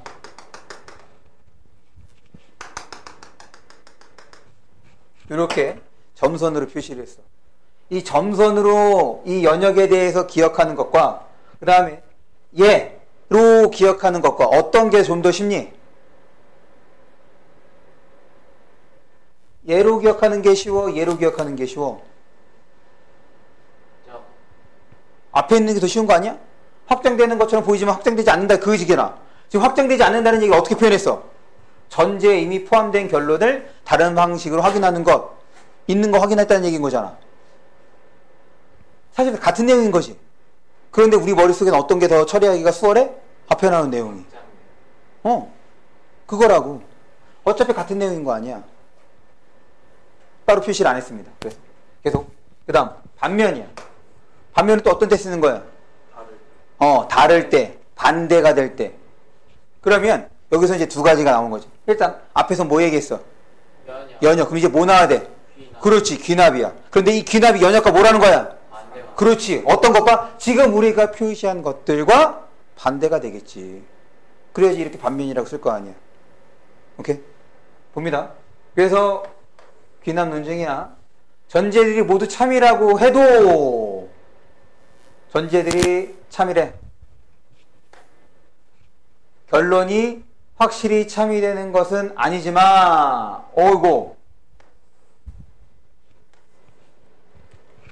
우리의 지식을 확장해 준다. 지식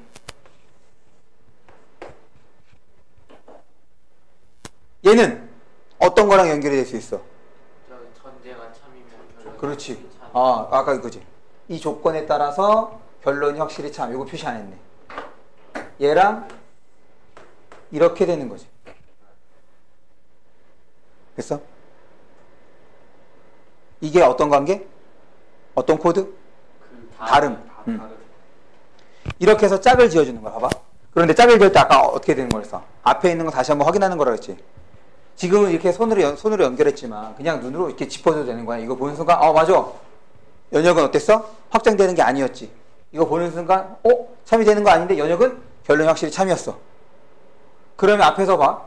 읽으면서 표시하면서 2번 봤어. 얘를 통해서 한 번 더 찍어줬어. 3번 보게 되는 거지. 그리고 각각의 정보들이 결국에는 크게 2덩어리로 나뉘는 거 아니야? 그래서 이 정보가 끝난 거지. 지금 밑줄 친 것들이 이 글에서 설명한 정보들이 되는 거야. 제시한 정보들.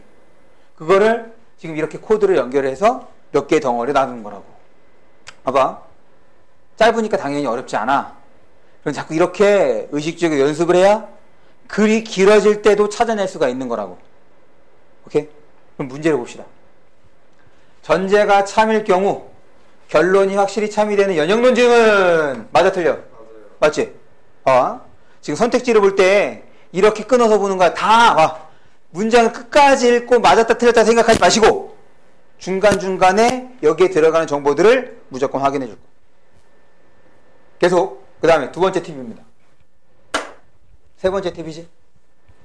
아까 그거 쓸 시간을 안 줬네. 전화 차 빼달라고 그래서 갑자기 그냥. 괜찮습니다. 녹화하고 있잖아. 나중에 저걸로 다시 보시고 꼭 한번 보십시오.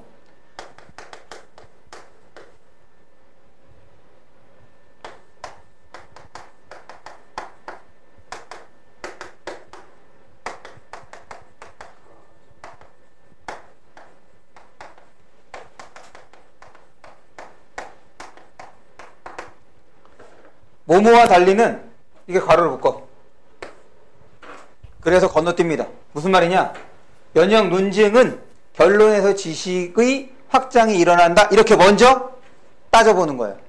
그러고 난 다음에 뒤에 게 맞으면 달리라고 했으니까 얘는 반대가 돼야겠지. 그래서 그 다음에 얘를 따지는 거야. 정보는 무조건 한 번에 처리하지 말고 무조건 나눠서 끊어서 처리할 거. 봅니다. 다시.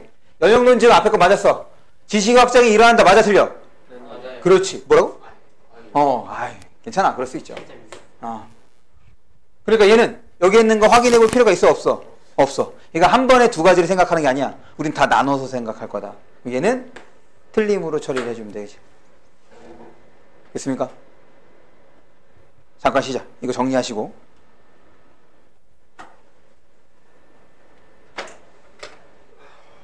또 넘어갑니다. 넘어가서 이번에는 3번째 상하 코드를 볼 거야. 상하 코드까지가 이제 독서, 비문학과 관련되는 거. 근데 이제 우리 조금 전에 다른 코드를 할 때 봤던 것처럼 그렇게 도식할 수 있는 것을 상하 코드라고 생각을 하시면 됩니다. 그럼 내가 물어볼게. A, B, C 이렇게 돼 있어. A, B, C 돼 있어. 그러면 A에 대해서 설명이 되잖아. 맞지? 그러면 이 설명은 B나 C에도 해당이 될까 안 될까? 되지 않아요. 해당이 될까 안 될까? 될 것 같습니다. 당연히 여기에 대한 설명은 이 둘에 대한 설명에 해당되는 거지. 오케이? 이런 게 기본적인 논리적 사고가 되는 겁니다.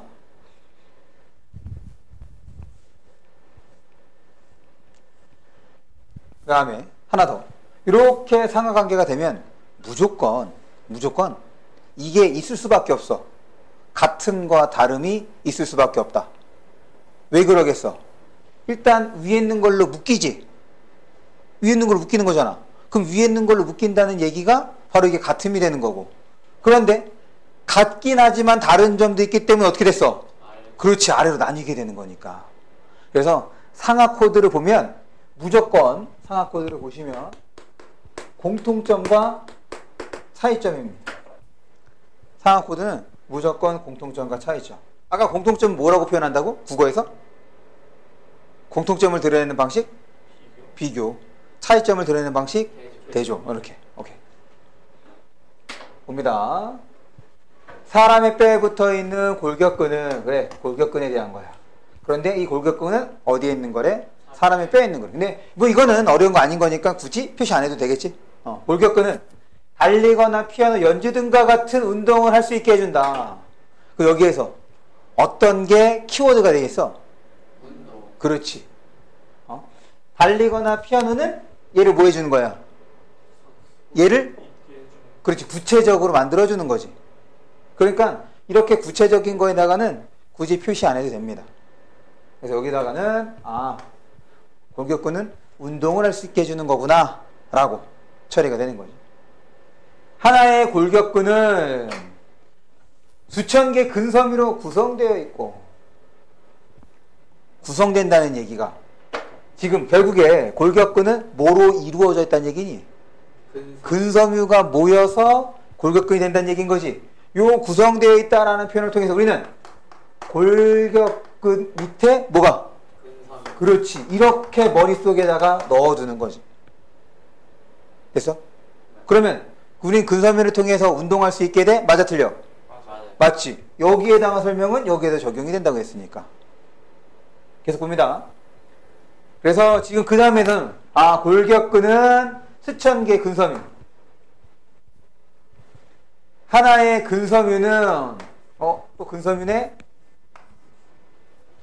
근원섬유 또 다발로 이루어져 있대. 얘는 어떻게 되는 거야? 이렇게 되는 거지.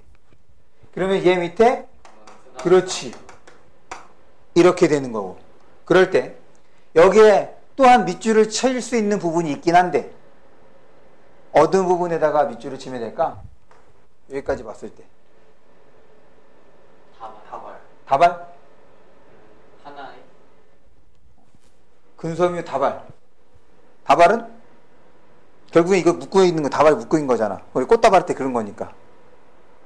근섬유와 근원섬유와 관련된 설명 뭐 있어?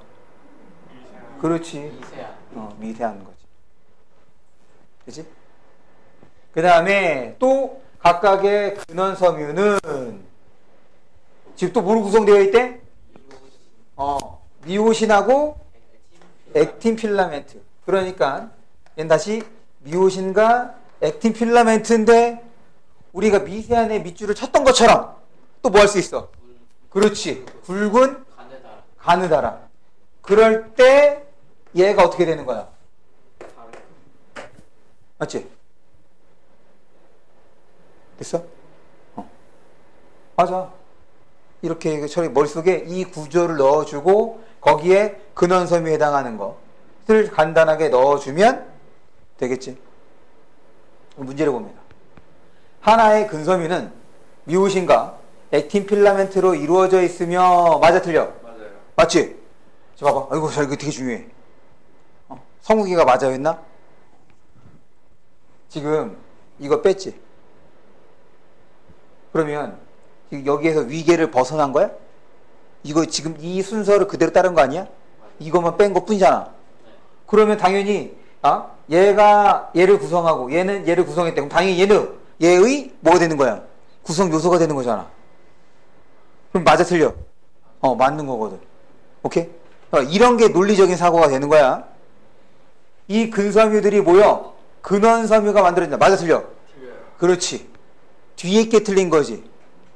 지금 근원 이걸 지금 순서를 어떻게 했어? 바꿨지. 이렇게 해서 선택지가 구성이 되는 거야. 되게 쉽게 구성이 되거든. 그런데 이게 딱 보면은 이 글의 내용이 제대로 안 들어왔잖아. 이게 한 번에 판단이 잘 안 돼. 왜? 지금 여기에 있는 말들 다 그대로 쓰였지. 무슨 말인지 알겠어? 이게 우리의 함정을 빠뜨리게 하는 것들. 근데 얘는 틀림으로 처리를 해주시면 됩니다. 그래서 정리하고 다음에 정리를 하겠습니다.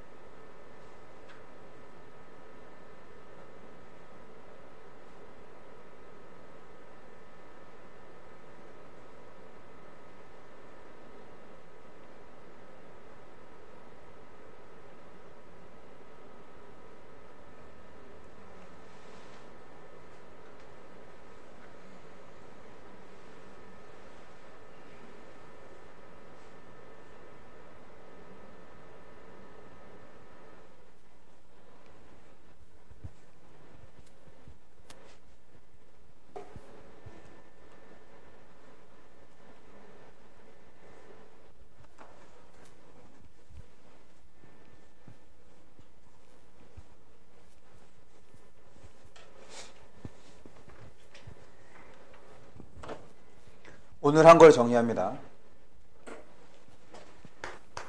지금 우리가 3개의 코드를 배웠어. 이 3개의 코드로 뭐 한다고? 이제 앞으로 이제 독서짐은 다 이와 같은 방법으로 읽을 거야. 이제 더 이상 없어. 요 3개로 우리가 글을 처리할 건데.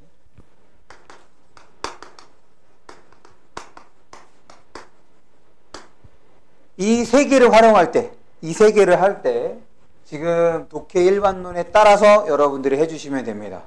내가 여러분들에게 제시하는 틀은 독해할 때 2가지 틀이야. 하나는 일반론, 그 다음에 하나는 구조론. 이 2가지면 모든 지문이 다 처리가 됩니다. 그러니까 이 틀을 익히는 것이 중요해. 처음에 문장이 점점 어떻게 되고 있다고? 길어지고 있다고. 그래서 적절하게 뭐가 필요하냐? 끊어 읽는 것이 필요합니다.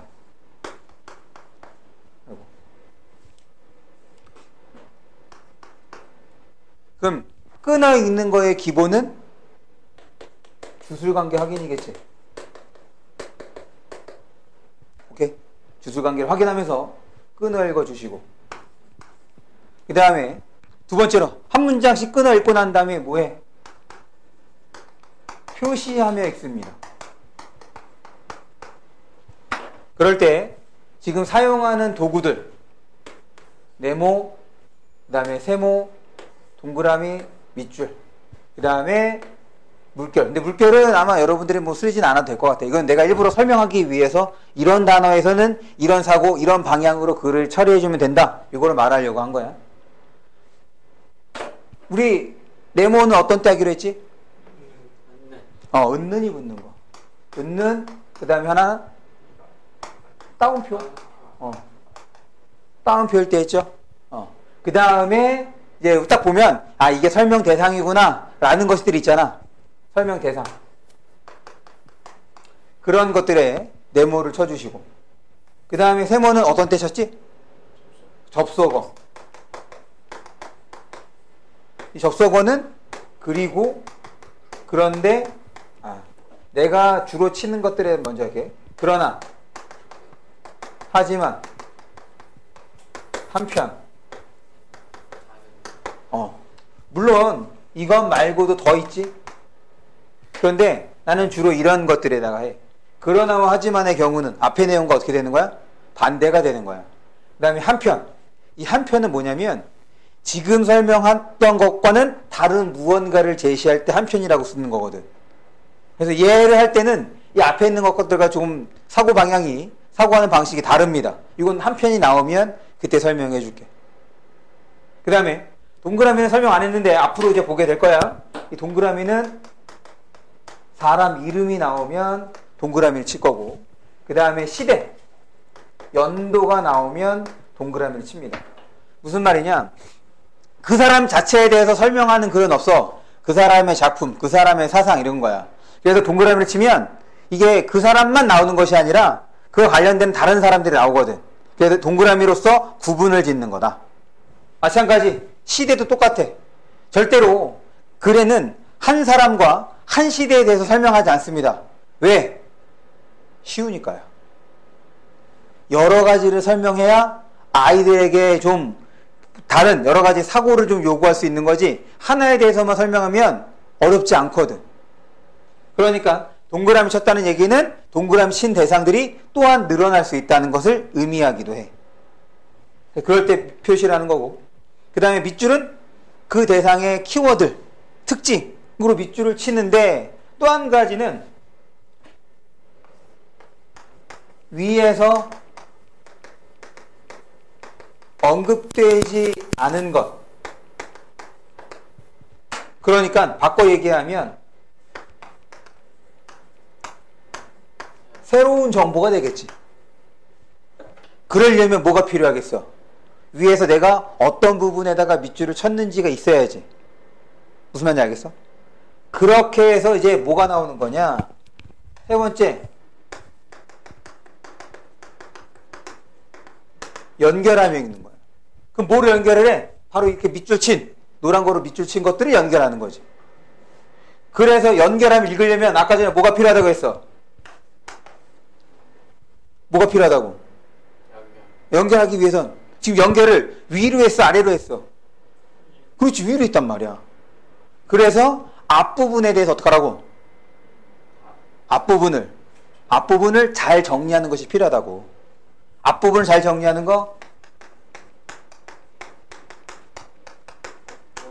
꼼꼼히 읽는 거지. 어디를? 앞부분이야. 내가 왜 1문단이라고 얘기하지 않아? 왜 1문단이라고 얘기하지 않냐면, 지금 이제 지문이 길어졌다고 했잖아. 지문이 길어지기 전에는 1문단에서 보통 그런 얘기를 했습니다. 1문단에 뭐에 대해서 얘기를 해줄 거야? 그럼 거기서부터 딱 펼쳐져 나가는 거거든. 근데 그 방식이 이제 애들이 파악하는 데 너무 쉬워. 애들이 글을 잘 읽다 보니까 1문단에서 그걸 제시해 주지 않아. 1, 2문단은 약간 훅가시를 줍니다. A에 대해서 막 얘기를 하는데 실질적으로 설명하고 싶었던 거는 2문단 끝, 3문단 앞부분에서 나왔던 C에 대해서 설명하려고 사서를 늘어놓은 거야. 이래야지 애들이 좀 혼란스러울 거 아니야. 그래서 앞부분이라고 얘기를 해. 근데 그 앞부분은 보통 3문단까지가 앞부분이야. 보통은 1문단에 나오지만 지문이 길어지면 그 지문에서 설명할 대상을 소개할 때가 바로 한 3문단 정도에서 나오기도 하거든. 그러니까 앞부분을 꼼꼼히 읽는 것이 필요하다.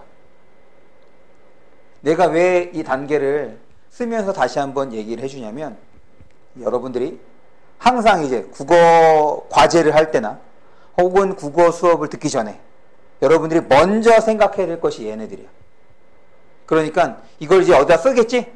그 쓰면 꼭 다음 시간에 혹은 과제를 할 때 먼저 그걸 읽고 과제를 하고 읽고 이제 수업에 참여하는 거야. 따로 이걸 외우라고 하진 않을 거라고. 그런데 자꾸 보면 어떻게 되겠어? 익숙해지겠지. 아, 맞아, 이렇게 하는 거라. 너희들 머릿속에 글을 어떻게 읽는 건지가 있어야 돼. 친구들이, 야, 너 지문 어떻게 그렇게 하면 읽을 수 있어? 야, 이렇게 하면 읽을 수 있어? 내가 너희들에게 말해줄 수 있는 것처럼 이런 것들은 모르더라도 이런 단계를 읽으면 그렇게 읽을 수 있어 라고가 돼야 된다고.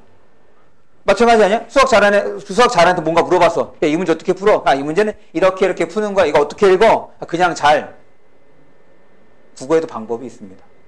그 방법을 먼저 여러분들 머릿속에 넣어두는 것이 필요하다. 오케이? 그리고 집에 가서 다시 한번 보시고, 그 다음에 이제 교재 구성에 대해서 얘기했어. 오늘 3개밖에 안 했지만 이 3개를 여러분들이 오른쪽에 있는 꼭 리플레이를 해봐야 돼.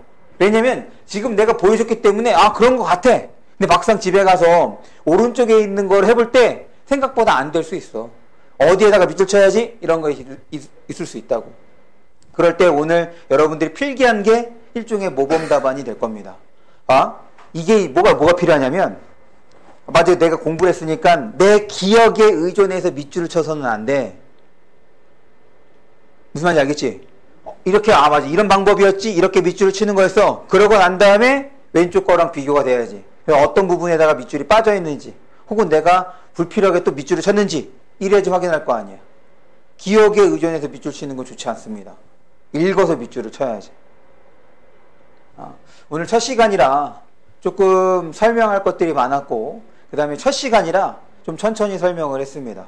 지금 기본적인 방법을 다 얘기했기 때문에 다음 시간부터는 이것보다 조금 더 빠르게 설명이 진행이 될 거예요. 그리고 다음 시간에는 문학도 보게 될 겁니다. 오케이? 그래서 지금 이렇게 독서짐을 어떻게 읽어야지 했던 것처럼 다음 시간에는 시를 어떻게 읽어야지를 설명을 할 거예요. 그래서 이번 시간과 다음 시간이 가장 중요합니다. 그거를 이제 어떤 글에, 새로운 글에 어떻게 적용하는지, 그에 따라 또한 뭐 세부적인 것들이 필요하긴 하겠지만, 오케이? 이렇게 해서 이제 다다음 주는 뭐 이제 다다음 주에 뭐 하겠다고? 다다음 주. 시험 다다음 주부터는 내신 대비를 할 겁니다. 3주간. 그래서 내신 대비가 끝나면 그때 문법을 시작할 거고, 그리고 내신 대비가 끝나면 과제물이 나갈 거야. 알겠지? 그러면 그 전에는 오늘 했던 거에 대해서 혹은 다음 시간에 했던 거에 대해서 지속적인 좀 반복 복습을 해주기 바랍니다. 됐습니까? 오늘 여기까지 하는 걸로 합시다. 고생했어.